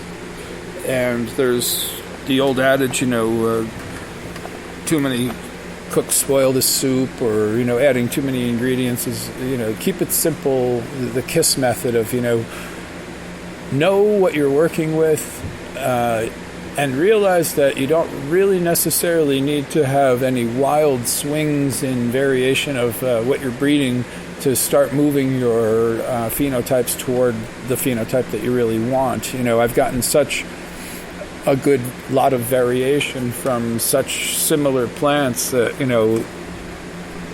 imagine, they're only sisters, they're actually sisters of each other, Genius and Princess, and the different things that have been created out of them can show you how from very little variation in the gene pool you're starting from, you can achieve what you want, and you don't have to overshoot by introducing more elements than necessary or too great of a difference in where you are to what you're crossing it to. So keeping it simple, always be sure of what you really have. Never take something from somebody and trust that they say it's what it is. I believe them. Really do your diligence and make sure that it is what the person says it is. I can't tell you how many times I've turned down people offering me cuttings and seeds and anything else, and I just say, dude, thank you for your generosity. It's very nice of you to offer to send me free stuff, and I just don't philosophically fit into the kind of breeder who tries a bunch of odd shit. I have a very definite idea of where I'm going with something. I know I already have the tools in my toolkit here. I don't need to reach outside too much. When I do, it's for a really specific reason.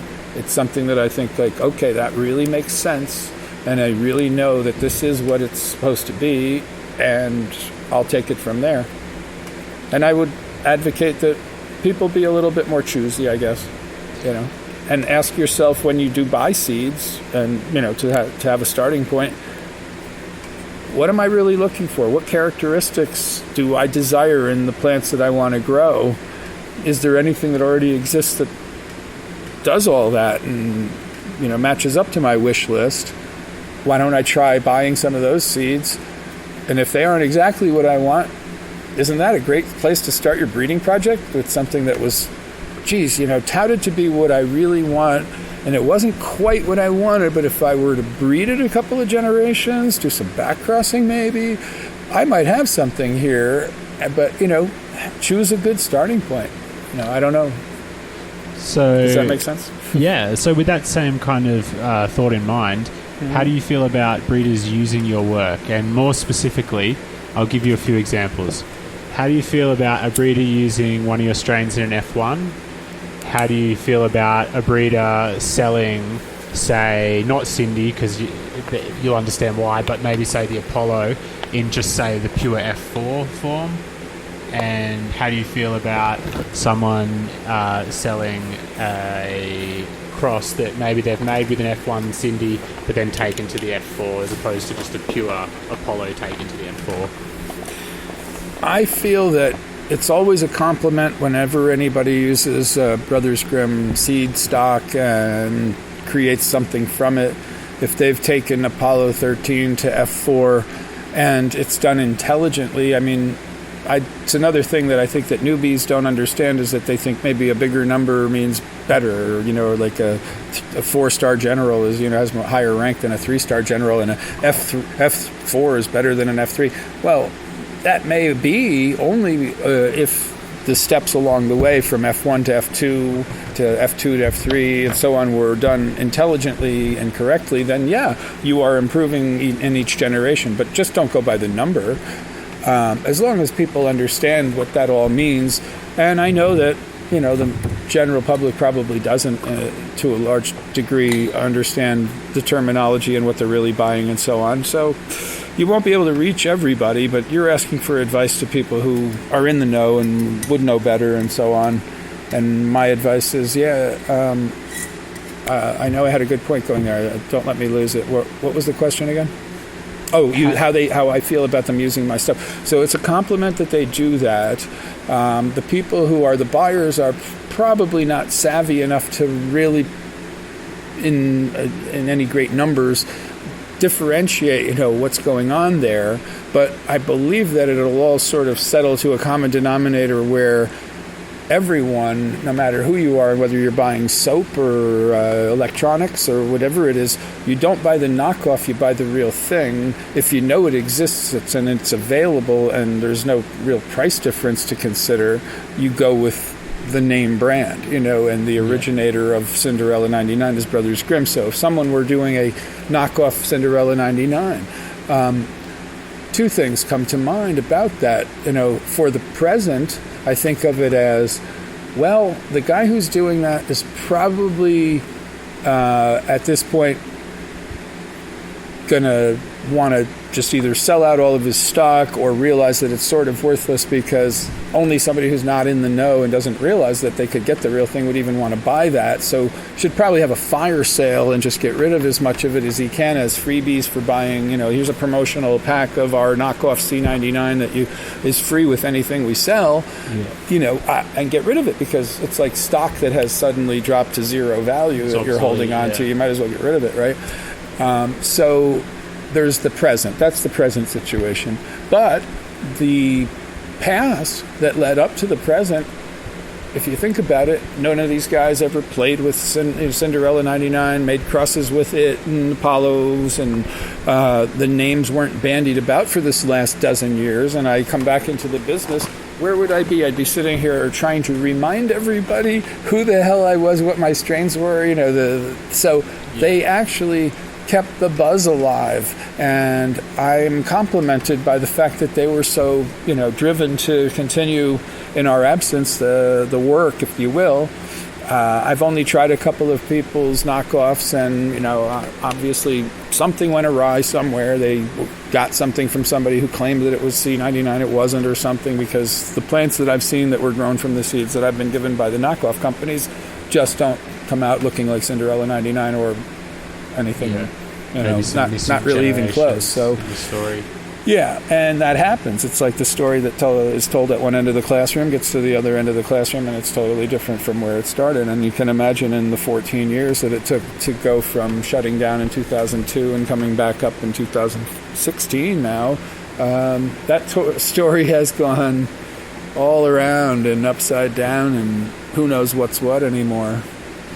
So push the reset button, and you can obtain the original strains from the original breeder, and easy now too. We're internationally distributed worldwide, and it's easy to get, no more complaining. So there seems to be a current fad in the breeding community for people wanting to take things to, like, say, the F2 or the F3 as opposed to, say, doing a BX2 or a BX3. How do you think these two techniques compare to each other? They've obviously there's different reasons why you should do them, but I'm of the opinion that maybe some people just do it because it seems like they've put in a lot of work or something like that. Like, how do you feel? I'd say that exceptional people are in the minority by definition, right? I mean, the average person is probably going to make a lot of mistakes and do a lot of guesswork and say, well, maybe this will, they don't have a rhyme or reason for what they're doing. So that's a major fault right there. But then when people are intelligent about their choices and they say, okay, what am I doing here? And they ask all these questions that I always advocate you ask yourself, like, what is it that I really want in my ideal plant? Where am I going with this? What's the end goal? And traditionally you had this crossing of one landrace to another, and so you'd have your P1 generation, these two landrace strains, and then you create a hybrid from that, an F1 generation. Now, in that F1 generation, you're going to see a certain ratio that everybody's familiar with, 1:1, and you then decide, if you were crossing these two to start with, neither one of them P1 generation parents was the ideal plant, right? Mm-hmm. But must have had some characteristics that you felt were important, and the other one did too, and that's why you're bringing them together. Otherwise, you would have just stayed with either one of those plants and said, hey, I'm happy with these. What's the point of trying to improve on something that I feel is already perfect? Why right? reinvent the wheel? Yeah, so you're constantly asking yourself, where are we going? Why am I doing this? What is it what are my goals? And if back crossing comes into play, it's because one of those two parents is heavily is carrying heavily many of the characteristics that you are trying to go for in the goal, and the other one was contributing for some minor reason. Okay, but if they're sort of equally contributing, there's not much reason to back cross. But then you start looking at that larger group that came from the F1 generation that has the variations in it, that isn't these are just clones of the mom. These are just the clones of dad. That proportion of your progeny that falls into that category, and you concentrate on the ones that varied and are some mix of the two, because isn't that what you're going for, right? You're looking to mix them and blend them in some way, but it doesn't always work like a blender. But in the F1 generation, that larger population is generally like a blender, so there is a great tendency for them to be an equal balance of the two. And if that's what you're going for, you've already arrived. You've got the pack of seeds that you just keep crossing that mother and father ad infinitum, and why go any further? Is there a reason to create an F2 or a 3 or 4? No. Know where the end goal is and stop there. So presumably from that F1 generation, the person who looks to make an F2 generation is saying, I see a phenotype in here that I want to isolate, and then further refine in the next generation such that more of the progeny are of that type. Yeah? So you have to intelligently choose the F1s that you're going to use to make your F2 generation.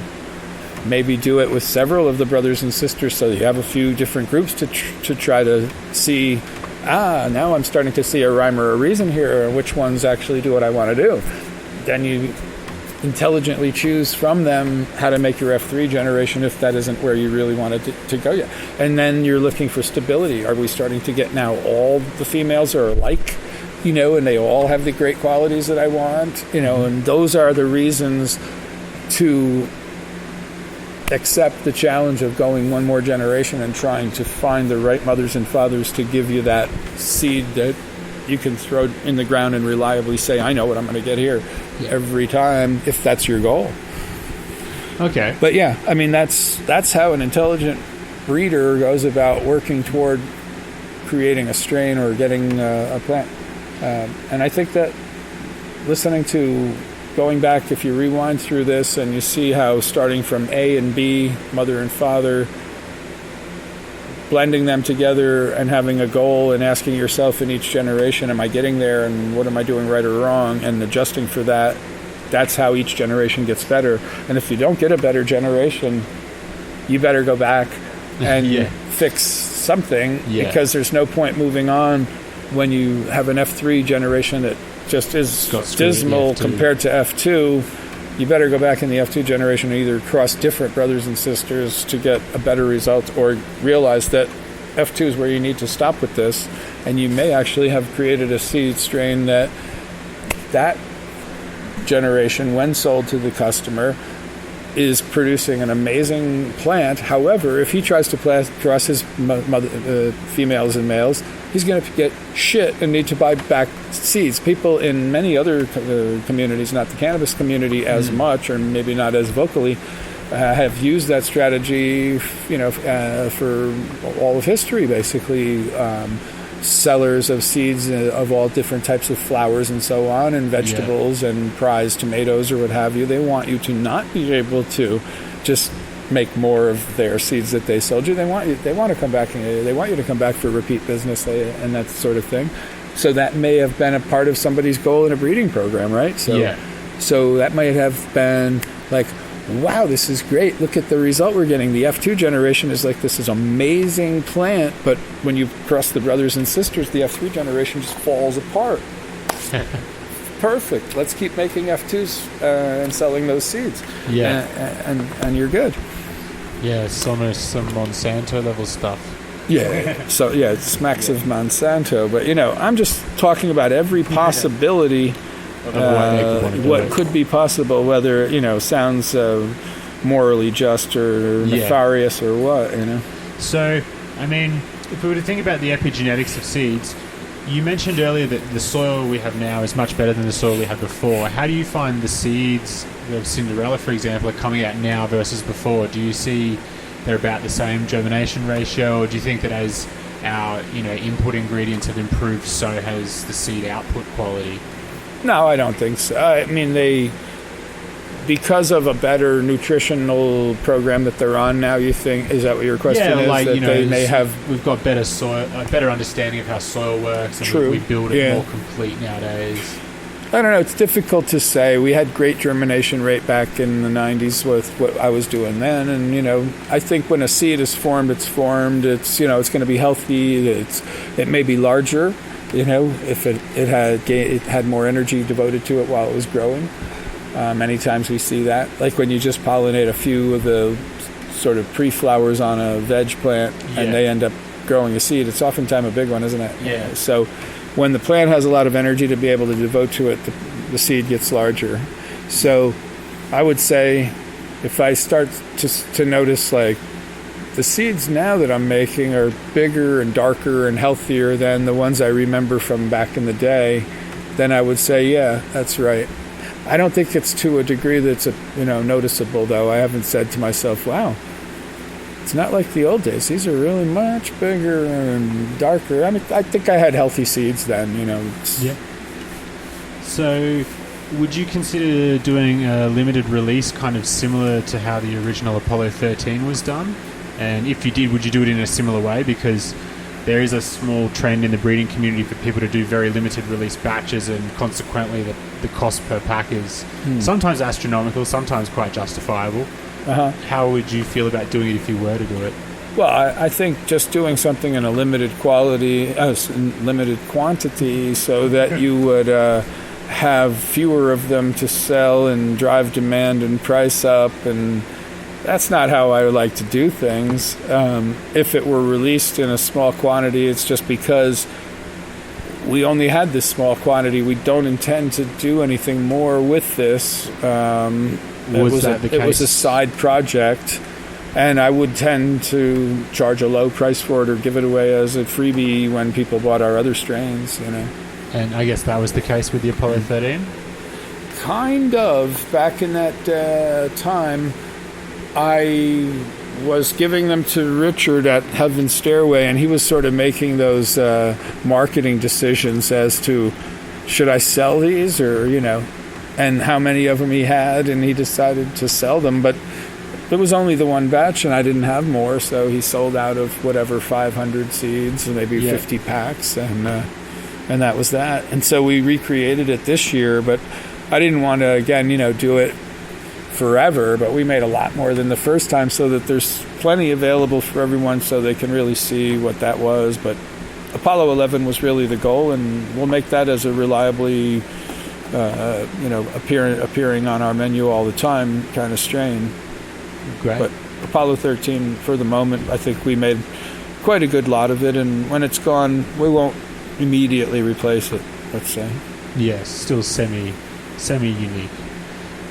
So people sometimes talk about returning to our landrace roots, and we've already mentioned that Brothers Grimm is working with the Durban. Mm-hmm. Would you ever consider crossing it to another landrace or heirloom, so to speak, and really trying to work out those raw genetics in, like a somewhat unseen way before? See, that's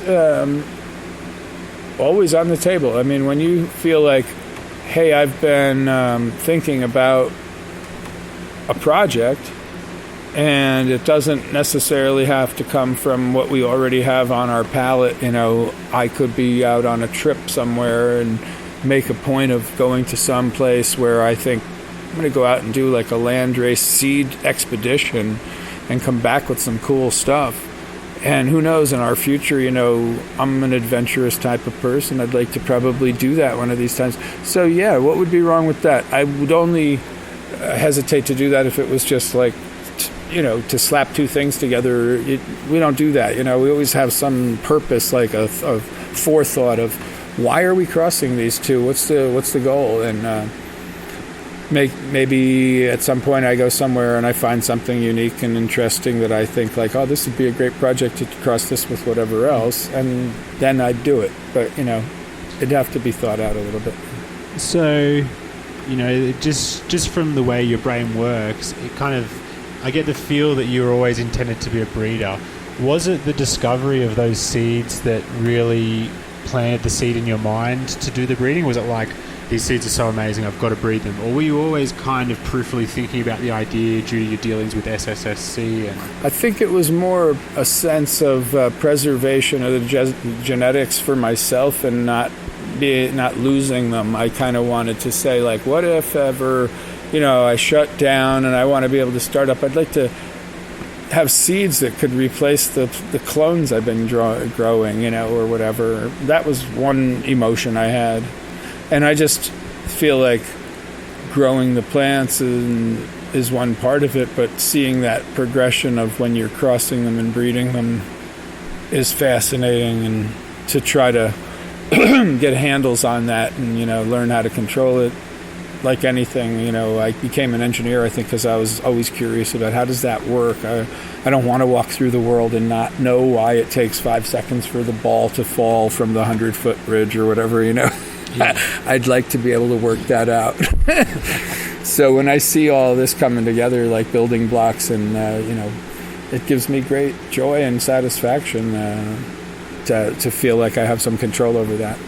Remember when I first sparked my interest to be a grower in the first place was learning that you mean the photo period and the 12 hours or the 18, I can stall time or force them into flowering. Learning that was so inspiring that it really launched my motivation from that point.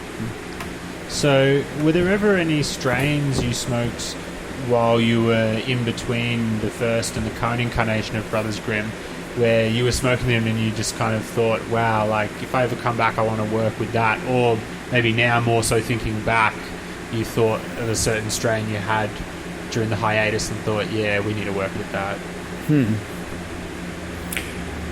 Yeah, I always come back to the Durban tie and say, like, that was something that I would love to try to get ourselves back into, and we're working on that, and I think we will have a good one very soon. So, and then, like I say, there's a sense that during the time I had those seeds and the access to everything, I never tried as much of it as I would have liked to have done, and learned, like what I was missing, Batrix and Williams Wonder, those kinds of things that, I wonder what they were like, If I went over the menu and I looked at, item by item, which ones I grew and which ones I have some experience with, there would definitely be some where I'd go, I wish I had, during that time, had thought to myself to grow a little of this and see what that was like. But remember earlier when we almost started the thing out, there was that question about, do you realize you're making history when you're making history? You don't, and at the time,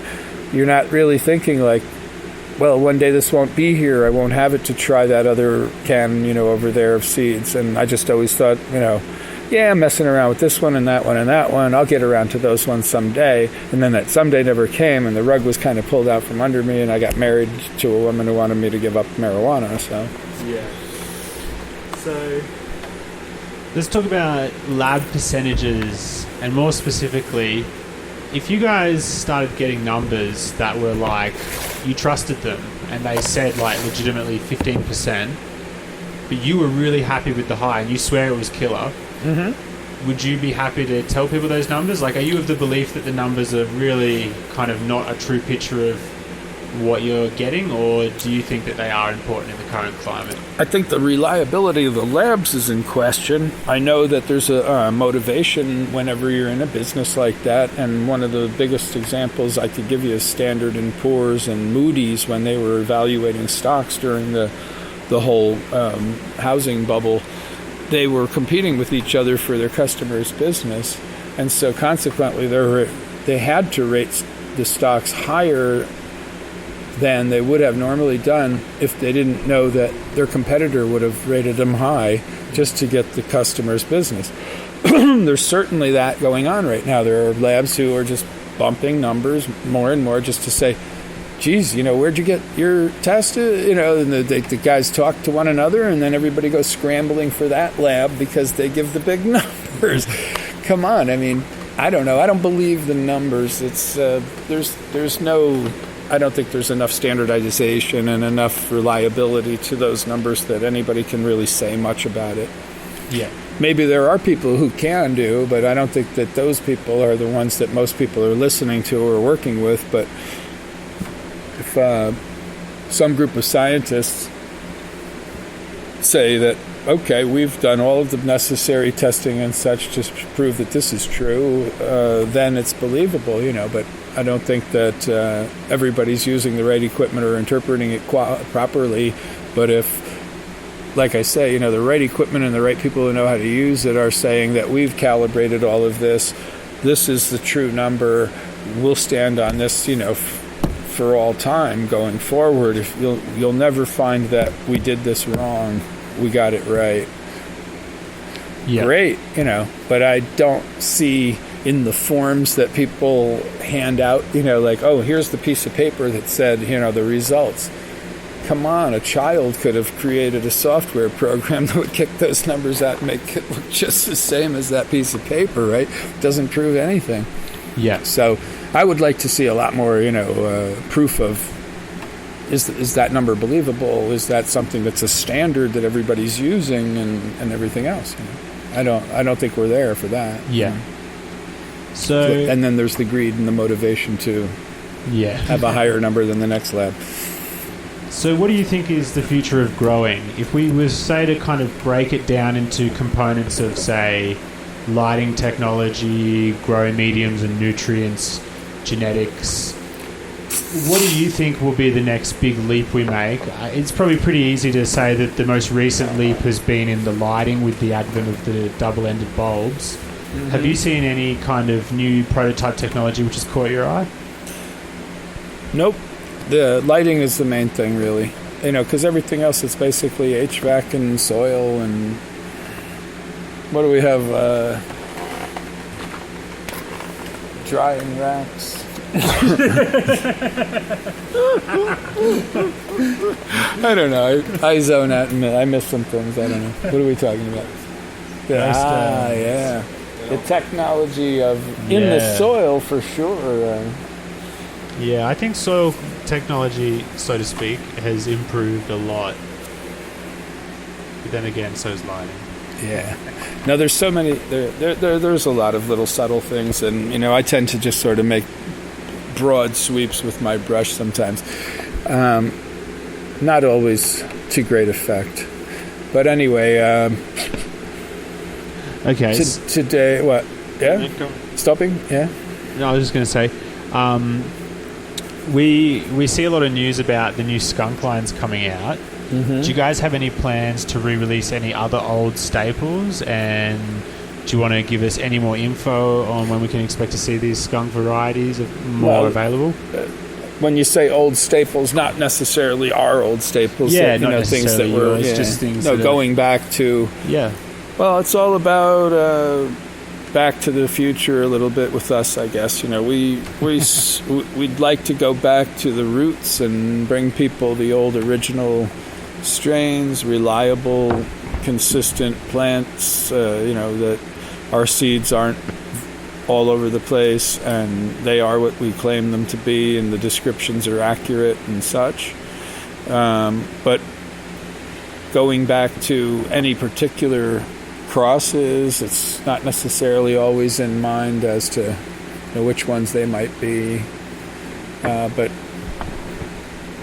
I guess I go by feel in life quite a bit, and those things aren't something where I can say like, oh, over the next 2 years there's a plan to do this, that, and the other thing, but 3 to 6 months out we usually know what we're doing, and it's kind of like we'll get some information. The projects suggest themselves to us, as we go along. Yeah. So, when you go back to when you were first doing the initial backcross project to even now, who were some of the breeders who you looked up to? / do you still look up to any breeders, or is it more so now just a scientific process? I don't necessarily know if I even knew who they were. Neville was a name that was bandied about back then as a breeder who, was in the news and in the magazine High Times and such, and so I did know of him. And then, there's DJ Short and breeder Steve and Vic High and, the mates that I knew off of the internet, that we were all kind of colleagues at the time doing similar things. And like I say, no competition really. It's just everybody doing their own thing and kind of being friendly about it. And that was my little community, but I didn't ever know any of the big, like a name like Neville, somebody who's not on the same continent as me and I didn't cross paths with, and the communication and information was not as good then, clearly. So Well, if you found out that Keish was actually Neville, probably, and he wanted to work with you on something, is that something you want to do, or you think it's just different of course. worlds? I mean, I like, I'm a friendly person. I've always been open-minded, and I'll talk to anybody about anything, and I have respect for him. So why would I turn down a conversation? I'm trying to make this DTC 99 happen. Yeah. Well, if he's got the other half, and yeah, there was something. He said he does have seeds and stuff. Yeah, I'm sure. So he's waiting. He probably knows what he's going to do with them. So, how do you feel about the Colorado cannabis scene?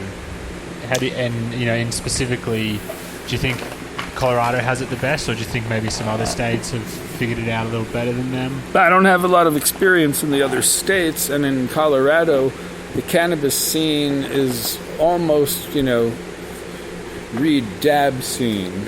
Like it's not a cannabis scene so much as a dab scene and a glass scene and a pecking order of folks who are sort of trying to find their place here. And, there's a lot of very heady, no pun intended, a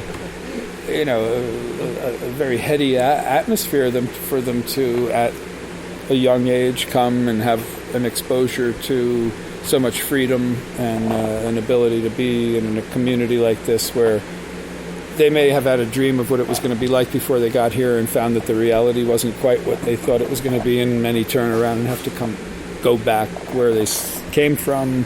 So you see all of that sort of thing. And then, you also have at the other end of the spectrum folks who've made a business of inviting all of these folks who do very well in the business out to big parties, and they have after parties, and, it's rubbing elbows with, all of the muckety-muck of glass-blowing artists and who knows what else, So that's what I've experienced, and I don't have another state to compare it to, but it's a vastly different terrain than growing up, consuming cannabis as a teenager and a young adult throughout the other parts of my life. The dabbing and glass alone is a game changer. It's just like this, isn't that a whole different way of doing that, enjoying this cannabis, which... I'm a little bit neutral on. I like it sometimes, but I don't make it, my main thing at all. Yeah. So, we're at the end of it, and we just got some little short answer questions to blast through quickly. Yes and no? Right. I'll give you 2 questions, and you can answer with yes. I'm sorry. You don't have to give me yes or no questions. True and false. What's your favorite strain right now? I am pretty partial to the Genius Haze. That's a really nice new strain that we have, and Apollo 11. I mean, I have to pick a favorite, right? We're playing around the Princess Haze too. We haven't released it yet because we don't have large enough quantities. So, yeah, that's tough.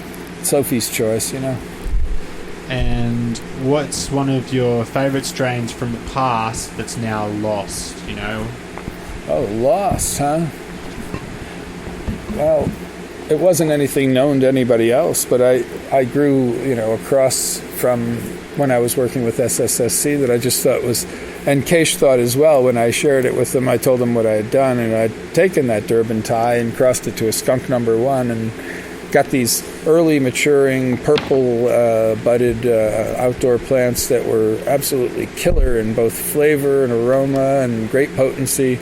I sold some to a guy, I sold some to a guy who worked in a restaurant, and I only had the bit that I sold him, and he came back to me, asked me for more. I said, I don't have the same one, I have something else. Even though the second one was a very good weed, he came back to me complaining later, like, that first one was killer, the second one, what the fuck was that, I'm like, I'm sorry, dude, it's perfectly respectable weed, it's just that that first one was like this mind-blowing shit that I grew outdoors, and I lost the seeds from that, so I guess that would have been one of the biggest I wish I had those seeds today.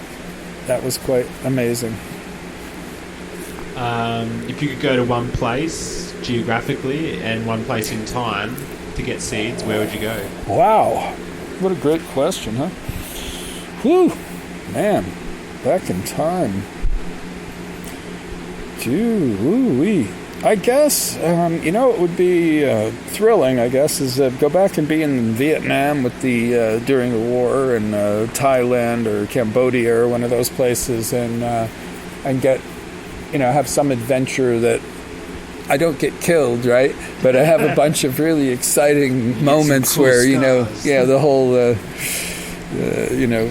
Raiders of the Lost Tomb for a weekend or something, where I get laid 3 times and, find a whole pile of cash and come back with sacks of original seeds from these amazing plants. Yeah, I'll take that. Thank you. So what's the worst strain in your opinion? Or, maybe a more politically sensitive way would be, what's the strain that you just didn't agree with personally the most? Didn't agree with me when I spoke something and it just didn't agree with me. Let me see about that. It's, I don't want to try and slag anybody's weed or anything. Let me see here. But I can't even say, it would be embarrassing to someone. It's just, stuff that's been sent to me, and I grew it out and said, all right. At least then it kind of lets me know what that person thinks is good, but and then it kind of confirms why when I send people samples of my buds, they rave and like, oh my God. And I'm like, really? You think it's that good? Seriously? So, but yeah, I wouldn't single out any one strain or any one person who has sent me something that didn't work out, but that would be the basket I would turn to answer that question and say, this is something that was a disappointment. Okay, so what did you want, a disappointment or something that just turned me off altogether and I hate it? I don't want to smoke that pot. Yeah, if you're willing to I know you want it. that exciting, thrilling, theatrical answer there, the dramatic answer. I kind of do have a common denominator feeling about smoking marijuana that, it's all getting high on marijuana. There are a lot of subtle differences between the strains and all this type of thing, but there's a common denominator there where it's like, did you get high on pot? Yep, I'm high on pot. And they all do that to you to some degree and with some flavors of one thing or another, either psychoactivity or actual your taste bud palates. But it's all pot, Maybe I can simplify sometimes a little too much. But it's all pot, You smoke some hash. It's different than smoking flowers. You smoke some dab. It's different than the other thing, but you still know you have a marijuana high, don't you, Yeah. So final question. Can't be too disappointed. I guess that's my point. So yeah, final question. Yeah. Are you going to do any more photo exhibitions, and when? Probably not in any time soon. If the bug strikes me and I start to work a little bit more at it, but I've been lazy in photography ever since leaving New York, and I do a bit here and there just for my own pleasure. Would it be and to keep up with the business. Cannabis orientated? I don't know. Yeah, I'd like to think so. I'd like to think that I could take stuff that I did and the style of photography that I developed for myself and adapt it to what we do here, and I've done that a few times in different ways. If I had enough body of work to put together to say, like, here's some interesting spins on cannabis photography, then I had maybe a dozen pieces to show or something, I might, But it's way down the list of priorities. There's so much to do all the time now. Awesome. So I think that just about wraps it up. Yeah, thanks. I'd love to thank yourself for coming on the show and giving us some awesome stories and a wealth of knowledge. Is there any comments or shout-outs you wanted to make before we wrap it up? Shout out to the Growstones folks and the Dragonfly folks, Greenhouse Hydro Supply down in Longmont on Main Street. They've been so good to us.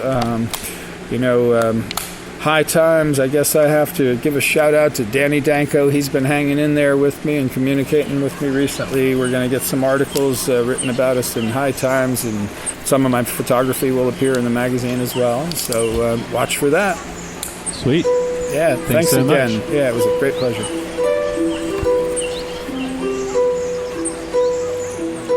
That was probably the best interview. So there you have it. A huge thank you again to MrSoul.